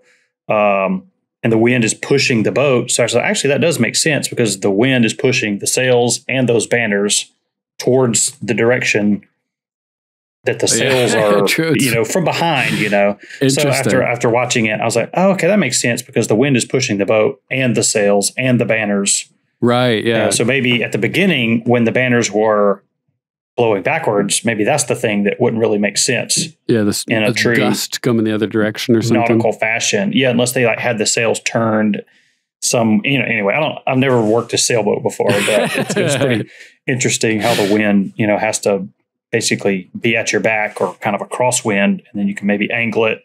You can still point the ship, in a certain direction, but if the wind is going the opposite direction that you need to go, that's a problem. I mean, that's no bueno. And somehow, they can do it. They can go at an angle or something. I don't know. I'm not a sailor either. Yeah, it seems pretty complicated. Yeah. And they traveled the world back in the 1400s. It's pretty crazy. Yeah, Magellan circumnavigated the globe. The ship rotting to the core. By the time he got her out, he died a month before they got back. And the people that survived on the ship, the ship was sinking as it arrived back to Spain or whatever. Pretty crazy. That was part of the basis of the Tom Holland movie Uncharted, based on the video game. Oh yeah, really good. Pretty good movie. Came out recently. It was pretty interesting. Pretty good movie. It wasn't, it was good. Not great. Yeah. But I think part of the treasure is part of Magellan's. Oh yeah, they're all about Magellan. It's the theme throughout the games as well. Oh, okay. So yeah, from a psychological standpoint, analyzing Criston here, if he was just in love with Rhaenyra, I could see him pining over her and working to, try to change her mind or something in the future. But if this is really just about his honor and his pride, then this could be a bad thing moving forward. It could result in him viewing her as the temptress who tricked him into sullying his honor, and could result in an extreme reversal of any feelings of love that he once had for her. And the brewing of pure hatred towards Rhaenyra for being, like a witch, basically a seductress that tricked him into ruining his own self-image. So this could be bad moving forward. Foreshadowing as he turns his back on her and walks away. He literally just turned his back on her. And then, he confesses his sins to Alicent, as we talked about, in an effort to regain what honor he can by facing the truth and, being honorable, at least in confessing. So then we get the scene with Viserys dealing with his pride, and he's in super rough shape. The worst we've seen him yet. And we see now, after he winced when Rhaenys touched his arm, that his whole arm is just covered with leprosy rot. Because the actor Paddy Considine confirmed in an interview that Viserys is suffering from some sort of leprosy. So before anybody starts shouting grayscale, we have we apparently have an explanation for this. And interestingly, the sun is setting over his model of old Valyria, possibly symbolizing the sun setting over his own reign, which I thought was some cool imagery. And we have Maester Orwyle and Maester Mellos, and they're effectively arguing over the course of treatment. Orwell suggests, he says, if I may, Grand Maester, I took the liberty of preparing a fresh set of herbal poultices that might be more effective. And Melos, discounts it immediately. That will not be necessary, Orwell. The leechings have always brought His Grace relief.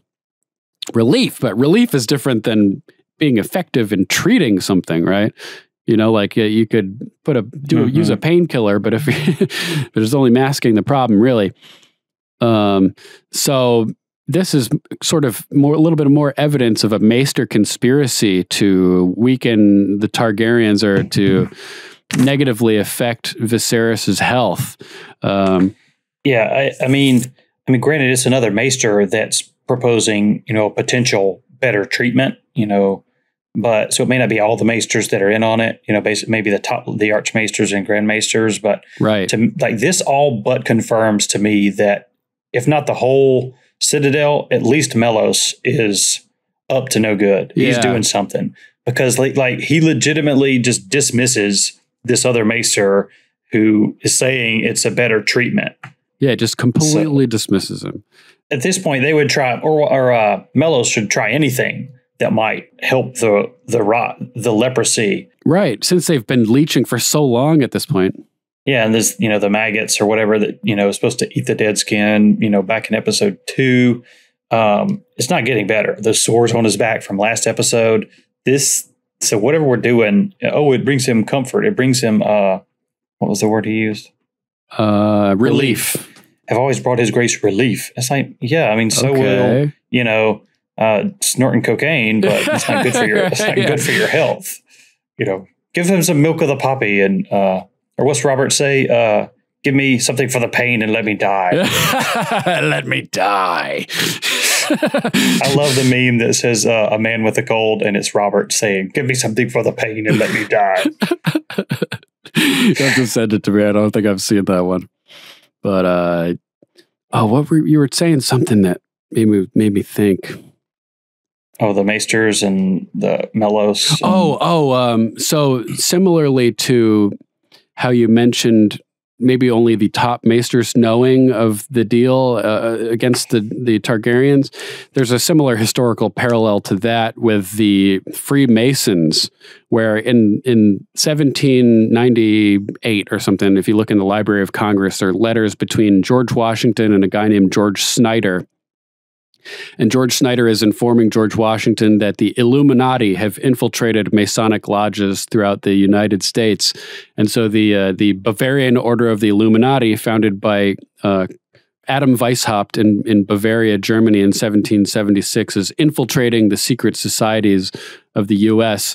And so a lot of people are, nowadays saying that Freemasons are Illuminati puppets and everything like that. But I would imagine that people join the Freemasons and they're taught Freemason stuff, and it's the people at the top, like the 33rd degree Masons, and above that, if there are, that are the Illuminati agents, effectively controlling it from the top down. So it's compartmentalized, and you're only brought in on like the big secrets when you reach a certain level. But that also brings me to this week's historic parallel, House of the Dragon in history, which is the leeching here of a king and how it relates to, speak of the devil, George Washington, who was arguably killed by too much, not leeching, but bleeding. Same concept. They're draining blood. Right. And I have a passage here from Washington, the Indispensable Man, 1974, by James Thomas Flexner. The death of George Washington, cause of alarm. On December 13th, 1799, at the age of 67, former President George Washington came down with what he thought was an ordinary cold and sore throat. By the next morning, he could hardly speak and was unable to swallow a soothing mixture of molasses, vinegar, and butter. Martha called for the doctor, and in the meantime, Washington himself asked the plantation overseer to bleed him. This stopped only when Martha protested that he was taking too much blood. Bleeding. Washington's insistence on being bled was typical of the time. Most doctors agreed that bleeding would lessen the excitement of the blood vessels, which in turn would reduce pain, induce sleep, and prevent relapses. Bleeding was prescribed for everything from fever to consumption to madness. The fact that Washington was bled by his overseer in the absence of a doctor was not unusual. Barbers, or surgeons, men with little or no formal medical training, were specialists in bleeding. They might use leeches or would simply cut open the vein in the arm, neck, or foot and drain the blood. The physicians, James Craik, the first doctor to arrive at Washington's bedside, bled him again, and later a third time. 2 more physicians, Elisha Dick and Gustavus Brown, arrived in the mid-afternoon. Each examined the patient. Brown agreed with Craik that Washington suffered from quinsy, a severe form of tonsillitis, and recommended more bleeding. Dick, however, insisted that Washington needed a throat operation and that further bleeding would only make matters worse. He needs his strength, Dick said. Bleeding will diminish it. Perhaps because he was the youngest of the 3 doctors, Dick's advice was ignored, and the former president was bled a 4th time. Medical theory of the day recommended bleeding be administered in conjunction with emetics to produce vomiting and purges such as mercury, calomel. The idea was to debilitate the body to the point where the disease had nothing left on which to work. These people like had it completely backwards. They're like destroying your capability to fight whatever the illness is. Oh my God. So basically, you know, he was bled so many times, and eventually he expressed the wish that he might be permitted to die without further interruption. You know, oh, let me die, just like King Robert. And he was, interestingly, he was scared of being buried alive. So some of his final words were to, "Do not let my body be put into the vault in less than 3 days after I'm dead." Pretty sketchy. It would suck to wake up in a coffin. That's for sure. Kill Bill style. Yeah, and it was a preventable tragedy. And it seems like the same type of thing is going on with King Viserys here, for sure. So brutal. So he's talking with Lionel Strong about his legacy and if he'll be remembered as a good king, and his pride is Lionel seems like he's struggling not to offend him, trying to find things to say that are positive, but not lying to him as if he'll be remembered as anything super special or anything. So it's like, what will they say of me? I've neither fought nor conquered, nor suffered any great defeat. And he's like, some might call that good fortune. But he's like, yeah, it hardly makes a good song, does it? It's like, And he explains to him, you know, you've carried King Jaehaerys' legacy and kept the realm strong. And that's true for the most part, although things are starting not to go so well, it seems. Seems like there's a little bit of a downturn. And there's definitely going to be conflict arising as of his recent, you know, resulting from his recent decisions and stuff. So Strong is trying to soothe his soul here by telling him, isn't it better to live in peace than to have songs sung after you're dead? And he says, perhaps, but there's part of me that wishes I'd been tested. And this is his pride, you know, like wanting to be strong and wanting to think that he would have performed well under harsher conditions. But even in the way that he has been tested with, you know, things by discretions by Daemon and things like this, he's stuck in the middle and not made any decisions. And even with these weak tests, he's been sort of a weak king in response. It's like somehow deep down, he knows he's kind of been shit and he wishes he could have been cooler like Aegon. And so he's stressing about the situation a little bit. I often think that in the crucible, I may have been forged a different man. And again, Lionel's trying to be positive, telling him that many that are tested only wish to have been spared it. And this kind of like creates a little short flare of his temper, you know. Another lord might assure me that I would rise like Aegon the Conqueror given the chance. Your grace, and he kind of just calms down. You're right. You're right, as always. And the fact that he gives in so quickly here and doesn't follow through with his wrath just shows that he would have been weak if he was tested. Like, he's just tested by this response, and he was weak in the manner of his response to this comment by Lionel, So perhaps it's best to know, he says, and not to know, LOL. He knows. That's why he's lamenting. It's a pretty sad scene, because people... people living with regrets and unable to do things that they wish they could have done because there's only one time around, it's pretty brutal. But kudos to Paddy Considine for a continued excellent portrayal of Viserys, adding so much depth to the role that even George R.R. Martin had never expected, apparently, which is pretty cool. Pretty cool stuff. Oh, interestingly, the part of me wishes I'd been tested. It makes me think of the saying, it's better to live in interesting times than what, peaceful times or something? I can't remember. Oh, it's may you live in interesting times. Yeah, that's it for my number 3. How about you? What's your number 2? My number 2 is Chaos. Oh, it's a ladder. AKA Damon. Basically, I mean, there's a lot of chaos in this episode, but I wrote it down in my notes, relating chaos as it relates to Damon.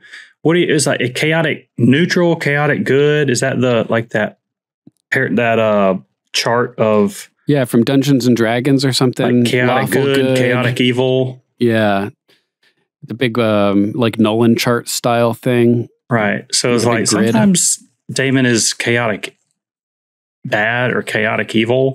He goes to the Vale to kill his wife. Sometimes he seems more neutral, like his intentions aren't as bad. He's definitely not lawful anything.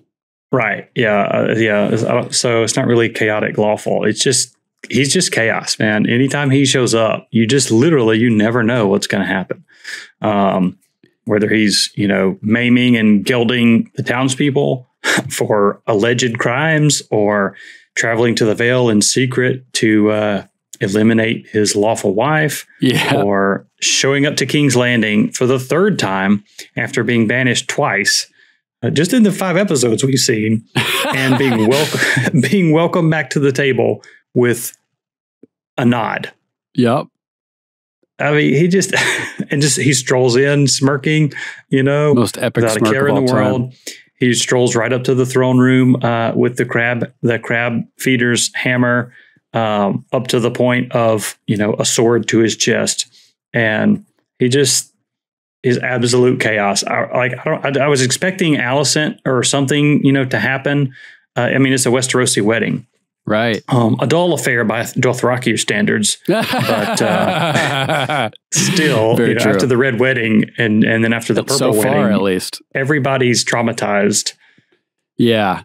When it comes to somebody tying the knot, but Damon, I was expecting for his banishment to last longer than one episode, but he just comes right back in, and he and Gerald Royce, they have their little tete-a-tete, and then he goes dancing with Lena. He goes dancing with Rhaenyra. Lena is quite delightful, I will say. This new actress, she was really cool.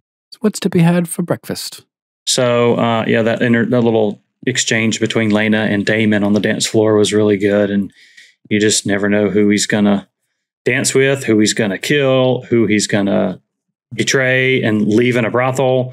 Yeah, he's such a wild card. Why aren't the brakes working? Because I cut the brakes. Wild card, bitches! Yeah!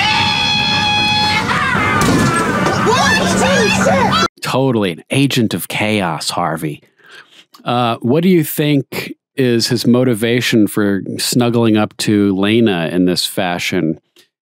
I mean, just say if he doesn't whisk Rhaenyra away in the scenario, I mean, we see that he doesn't, but in the moment when he's, him and Rhaenyra, if he's not gonna cut through my father's king's guard and take me to Dragonstone to be your wife, if he's not gonna do that, so then the marriage between Laenor and Rhaenyra goes through. Who else, how else can he consolidate power? And if he can, get in bed literally with House Valerion, He's a Targaryen. He has his own personal dragon. We know the Valerians control 2 dragons of the 4 that have dragon riders right now. But if he can get in good with House Valerian with a marriage, so maybe he's looking at that down the road as Laena as a possible. If Rhaenyra is going to be off the table. Makes sense. Makes sense. Craziness, man. What a loony. We covered, there's a lot of chaos with him and Rhea Royce at the beginning, but we covered that. So that's Daemon Targaryen, Agent of Chaos. Nice. Let me see. What do I got here? So that was your number 1? That was my number 2. And my number 1 was the dance. So we covered that. Oh, I must have skipped something here. Okay, yeah. So my number 2 is just Viserys losing control. And we've covered most of it already, but him not being able to have the power to just summon Lord Corlys, him not having any control over Daemon, who just waltzes in, like you said, him losing control of the dinner, losing control of the wedding, losing the control of the crown by the end of the episode, losing control of his health, losing control of the rot on his arm. Viserys is just losing his grip on everything. That's pretty much my number 2. And I didn't even have a number 1. All my stuff in is just kind of like, they're never in any particular order. And so my number 1 would just be covering anything that we didn't talk about thus far. Anything else you want to add? Maybe a little bit the scene between Rhaenys and Corlys when we come to him and he's staring at that the crab feeder's mask, and then she says, "Oh, Viserys has gone to bed while they ready his ship." Further indicating, how he's ailing, how poor his health is. And Corlys, wonders if he overextended himself, pushed him too close to the edge. And then she trash talks Viserys. She's like, my cousin chose to sail into this tempest. It was undignified for him to drag himself and beg for Laenor's hand. That's the other thing too that's interesting, is because he probably doesn't see it as weakness, but everybody else is perceiving it as weakness, where his mind thought of it. Yeah. Like in his mind, he's probably just like, this is the respectful thing to do since I disrespected Corlys before. So I'm just going to it might anger him to call him here. So I'm going to go as a gesture of goodwill, basically, to him. Right. And it was, but from the outside, like you said, last episode, it's all about perception. Yeah, exactly. They say that Laenor and Rhaenyra are walking on the coast. They seem familiar. And obviously, we learn that they both know the parents, know that he's gay. Yeah. And Duck and Goose. Corlys said he's still young. He'll outgrow it. And then he tries this pickup line on Rhaenys and gets all snuggled up to her. There's no pleasure like petting a woman. Oh, yeah. And she's like, what are you talking about right now? We're placing our son in danger. And then she because Rhaenys knows better than anybody how dangerous it can be for a woman to be in position to either definitely inherit or in her situation to potentially inherit the Iron Throne. Yeah. And, he brings up, that they swore obeisance to Rhaenyra. I was like, yeah, of course they did. But that was before Aegon Targaryen, second of his name. Just like Otto Hightower said. Mm-hmm. And she realizes that a baby boy being born to Alicent and Viserys, the king, really does change everything for a whole lot of the lords and ladies of the realm. So she just tells him flat out, Rhaenyra's succession will be challenged. Knives will come out for her husband, and for her heirs, which is the flip side of what Otto told Alicent. Right. Rhaenyra will be forced to put you and your children to the sword. She will have no choice. It's inevitable in both directions. Yeah, exactly. There's a lot of wisdom between Otto and Rhaenys Targaryen, because they see there's a storm brewing, Mr. Wayne. Yeah. And that knives will come out reminded me of the movie Knives Out, which is pretty entertaining. It's like a murder mystery, sort of like Murder on the Orient Express. With Daniel Craig has this ridiculous Kentucky accent. It's hilarious. It's pretty terrible, but overall the movie's still pretty good. Nice. But anyway, she said knives will come out. I was like, oh, Knives Out. And he talks about but we've already covered half the dragons in the realm's navy. Yeah, normalcy bias. And this was interesting to me because she's like, to what end, Corlys? Wealth, power, pride, which plays into my number 2 there. And he says, justice. By all rights, you should be queen of the 7 kingdoms. And I was like, his true motivation, justice for his long-spurned wife. Or is it? Is he just using her prior claim as a shield for his own ambitions and his own pride? And because they already talked about the Valyrian name and everything, and he's suggesting that the new king should be a Valyrian, and maybe that was like the big ask, so to speak, where you ask for more than you anticipate or you'll receive, to move the goalposts of the conversation. So if I have a car that I want to sell for 10 grand, I ask for 15, you say 8 in response, I say 12, and then you say 10, and I'm like, sold, just where I wanted to be. You know? Yeah. The type of thing. Pretty funny. Let's see. Though, yeah, I could tell with the first meeting with Laenor and Joffrey, the way Joffrey was being brazen about the whole situation and like making jokes of it and everything. Like, this dude is trouble. He's gonna be he's gonna be an issue. And it wasn't long before that manifested. It was true though what he was saying, that you'll need a sworn protector, and this is better than we could have hoped for, which is true. Odds are he would have been married off to somebody else who was not so understanding. So they took the best situation they could have hoped for, and Joffrey tried to, use it for leverage, and it screwed everything up, unfortunately for them. Definitely. Did you notice the garnets in Rhaenyra's hair at the feast? Ooh, I did not. It was like this cool updo, which we've never really seen her have before, not to get too fashionista on you. And there's like braids kind of going around, and within that braids and within this whole like updo, that's all I know how to call it, there's these probably like 2 or 3 dozen red garnets, equally spaced in between it. It was really cool. I remember like a lot of especially the first half of the series, Dany's is out in the Dothraki Sea, and her hair is all bedraggled, and it gets more and more refined and kempt, and she gets more and more braids as she conquers. But I don't really remember any jewelry, in her hair or anything really fancy looking. Well, you know what the red garnets remind me of is the trident at the Green Fork with Rhaegar's armored breastplate. He's got the red rubies in the shape of the 3-headed dragon, and Robert cleaves it in with his hammer, and the rubies spill into the trident. And apparently they're still being found every once in a while. So the ruby Ford. Maybe they were rubies in her hair. Yeah, it could have been rubies. Yeah, just garnets were the first red jewel that I thought of. Rubies are way more valuable. Yeah, whatever the most valuable, most elite.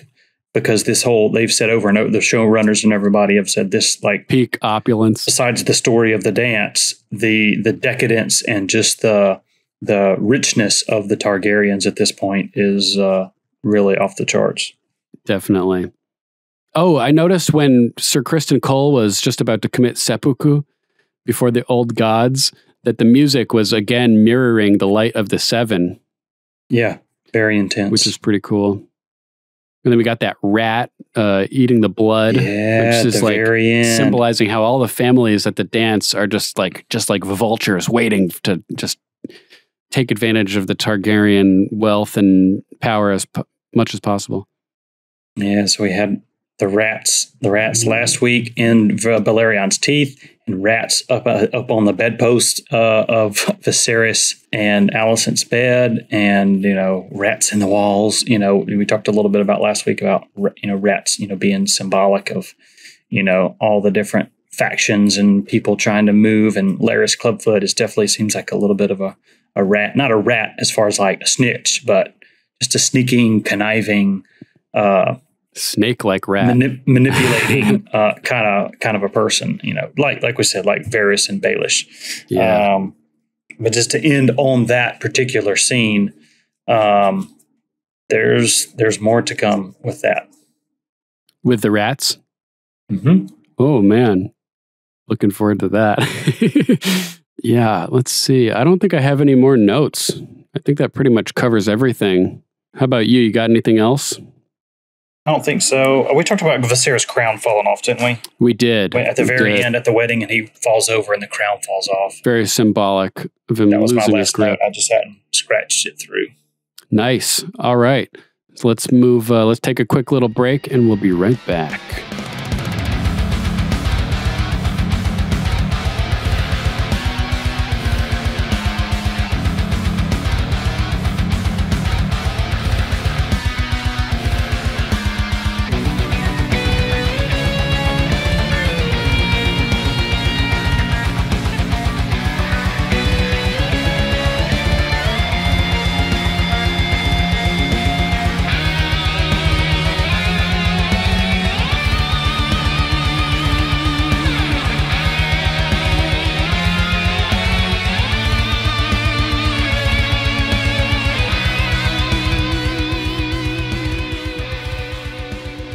Let's go to Raven's calls.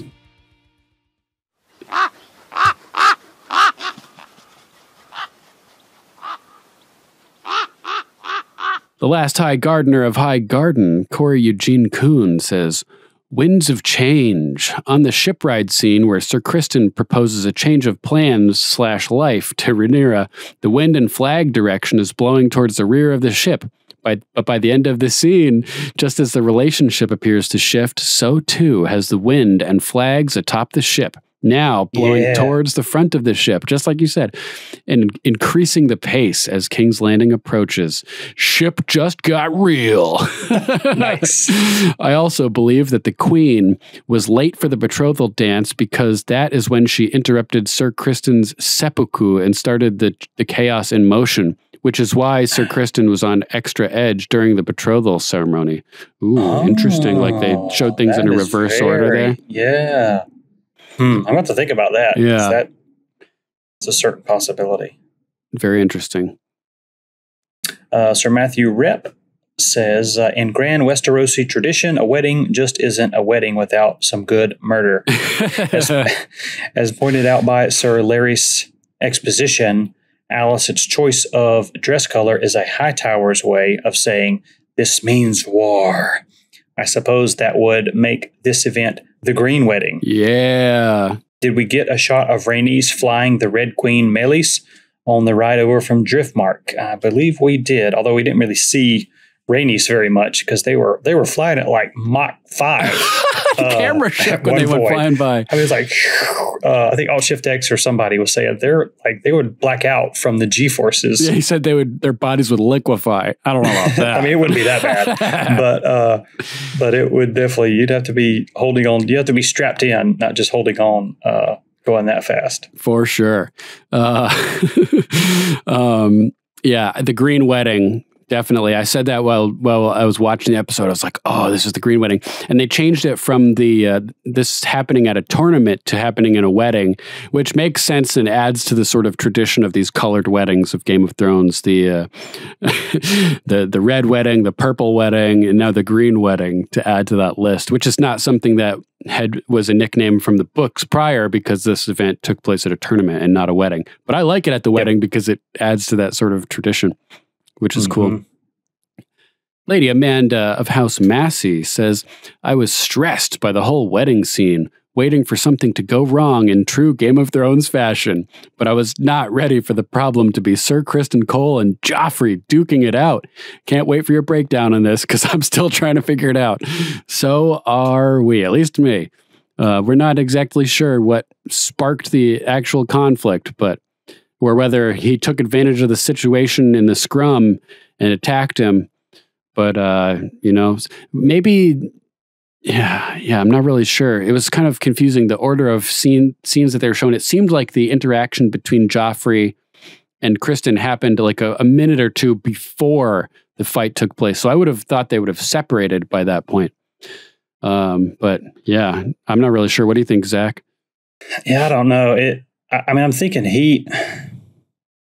I don't know. Maybe he was going to intervene between Rhaenyra and Daemon. I'm sorry, let's say she. Maybe Criston Cole was going to intervene between Daemon and Rhaenyra, and then somehow, I just don't really know what I think probably happened. I just have guesses of several different maybes. Yeah. But it doesn't really seem to fit that he just went over there and jumped Joffrey Lonmouth, and his intent was to kill him from the get-go. And it just turned into this wild scrum. I mean, that could be, but I'm just trying to put my mind in Kristen Cole's shoes. Yeah. As to what started it. Because there's what started it, and obviously we see what ended it, and how it ended. But I'm just really not sure what exactly started it. Because Kristen Cole was kind of down at the other end of the room, I think, near the high table when Lonmouth goes over to talk to him. Mm-hmm. And then some time goes by because they're dancing and Daemon and Rhaenyra are talking. So he could easily have made it to the other end of the room, because the fight kind of takes place at the far end of the throne room because Viserys can't see what's going on. Lionel Strong and Corlys Velaryon can't see what's going on. And so it's just madness. So I think we're supposed to not really have any idea about how it started, who started it, where's Daemon? That's what I want to know. Yeah, just vaporizes. How is he not, beating somebody bloody, given half the chance? Wild card! Yeah, right. He could just take out Black Sister. Oh, he didn't have Black Sister. Dark Sister.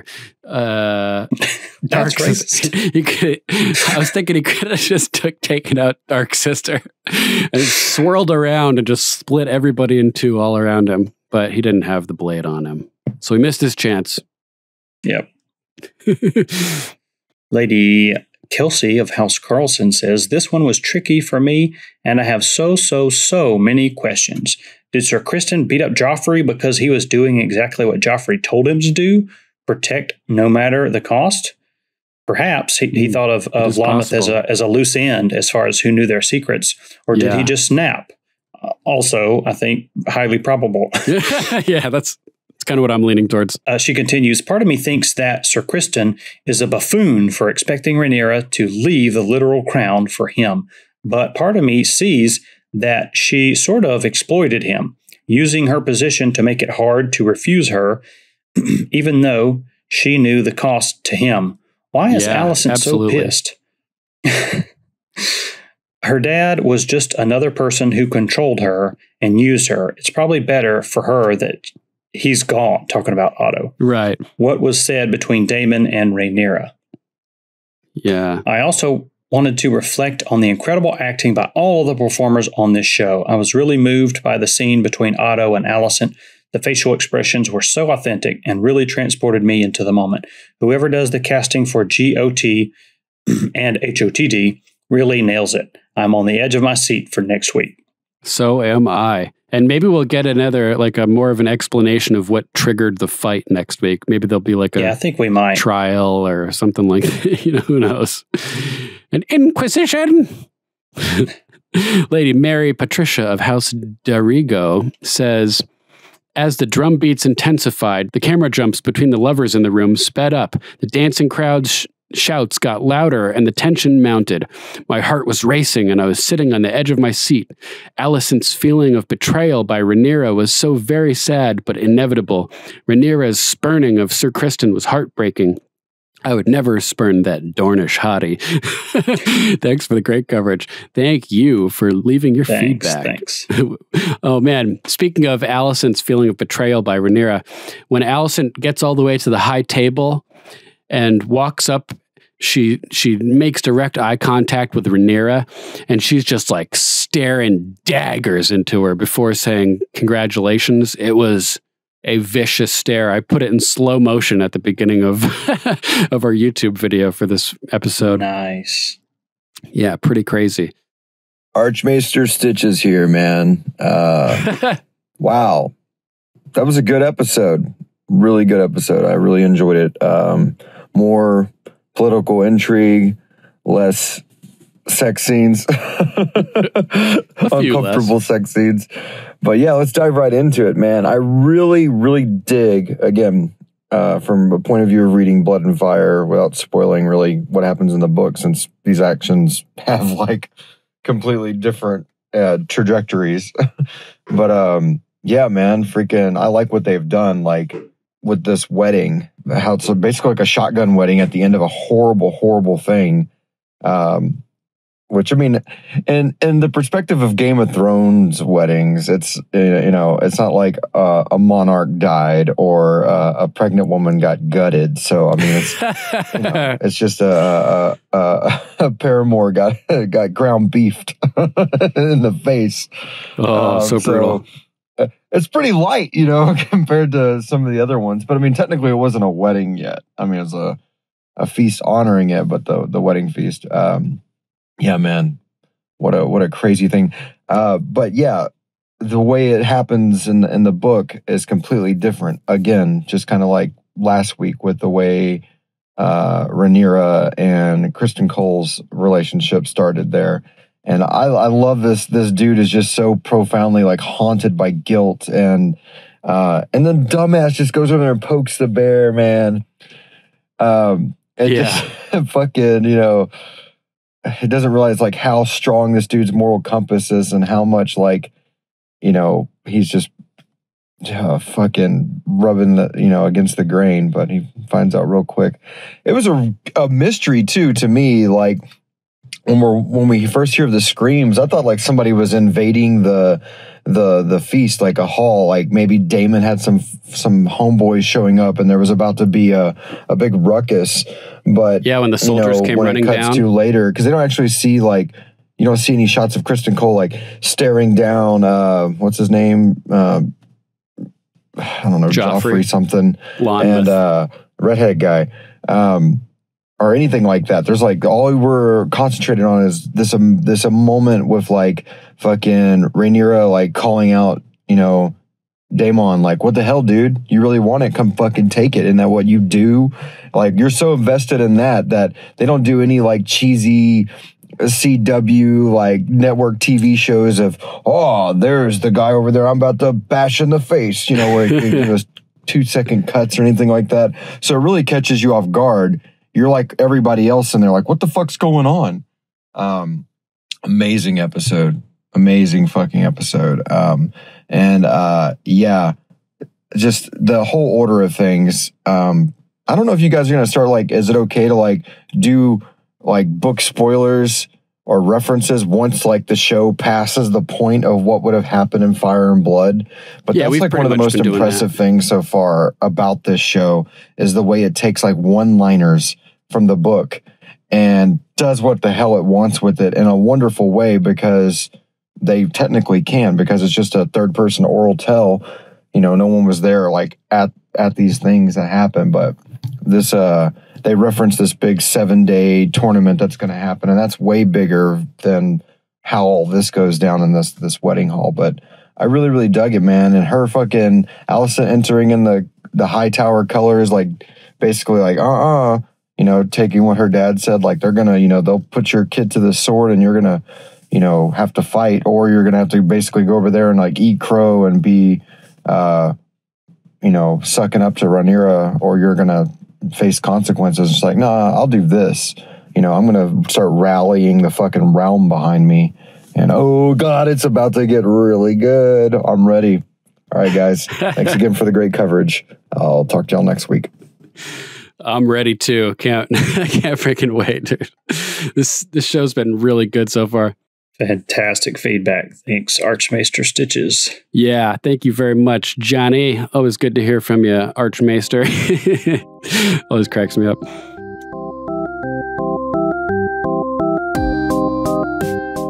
All right, that's our show, episode 125. Thanks for listening, everybody.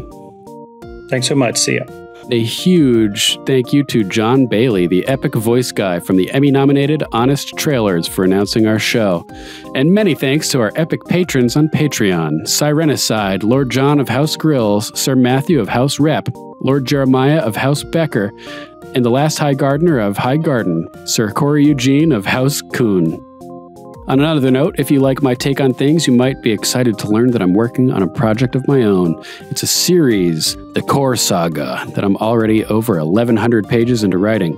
Just imagine the Da Vinci Code, Indiana Jones, Tomb Raider, Stargate, Journey to the Center of the Earth, National Treasure, Project Blue Book, War of the Worlds, Splinter Cell, and Independence Day all combined into one post-World War II era epic. The Core Saga. More details coming soon. If you'd like to donate or subscribe to support us, you can go to paypal.me/GOM podcast or patreon.com/GOM podcast to donate an amount of your choosing. There are links to both at gameofmicrophones.com. Doing some online shopping, then go on over to gameofmicrophones.com. Scroll down to the bottom and click on our link to Amazon. As an Amazon associate, we earn from qualifying purchases.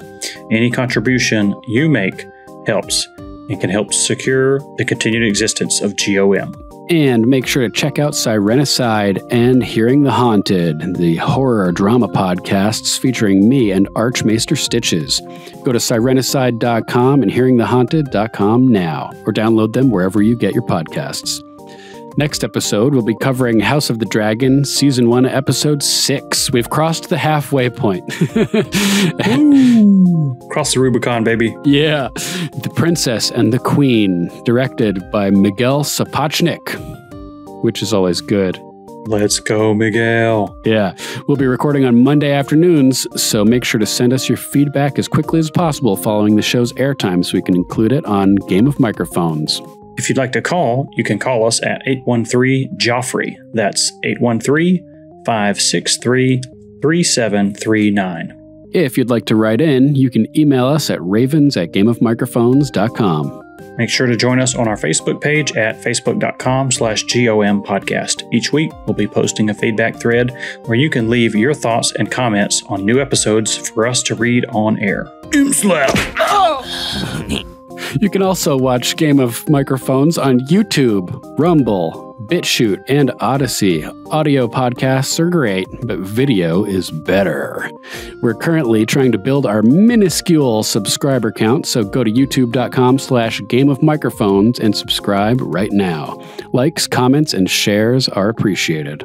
We're also on Twitter, Instagram, Gab, and Minds at GOM Podcast. And we're on Tumblr too at Game of Microphones. All right, that's our show. Thanks for listening.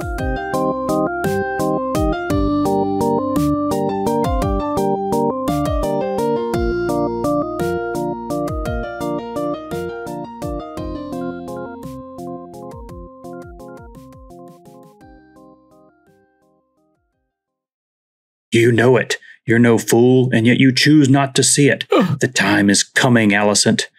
Either you prepare Aegon to rule, or you cleave to Rhaenyra and pray for her mercy.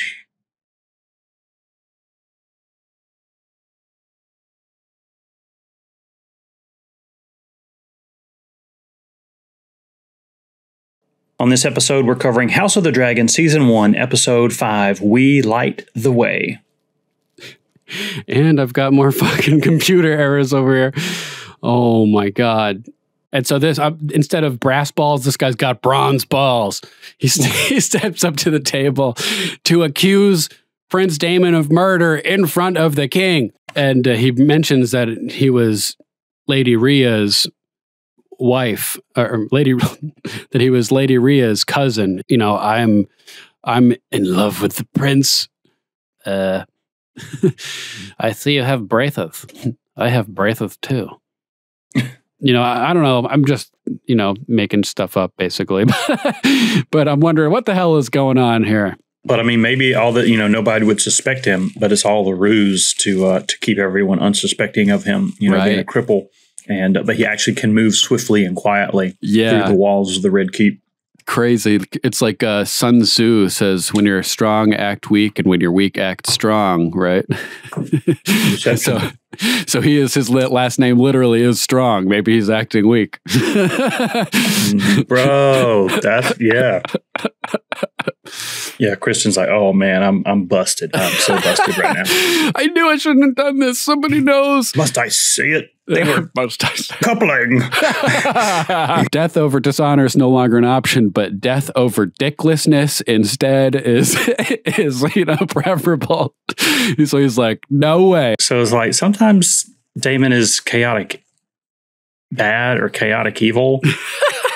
Showing up to King's Landing for the third time after being banished twice. Just in the 5 episodes we've seen, and being welcomed back to the table. I mean, it's a Westerosi wedding, right? A dull affair by Dothraki standards, but He could just take out Black Sister. Oh, he didn't have Black Sister.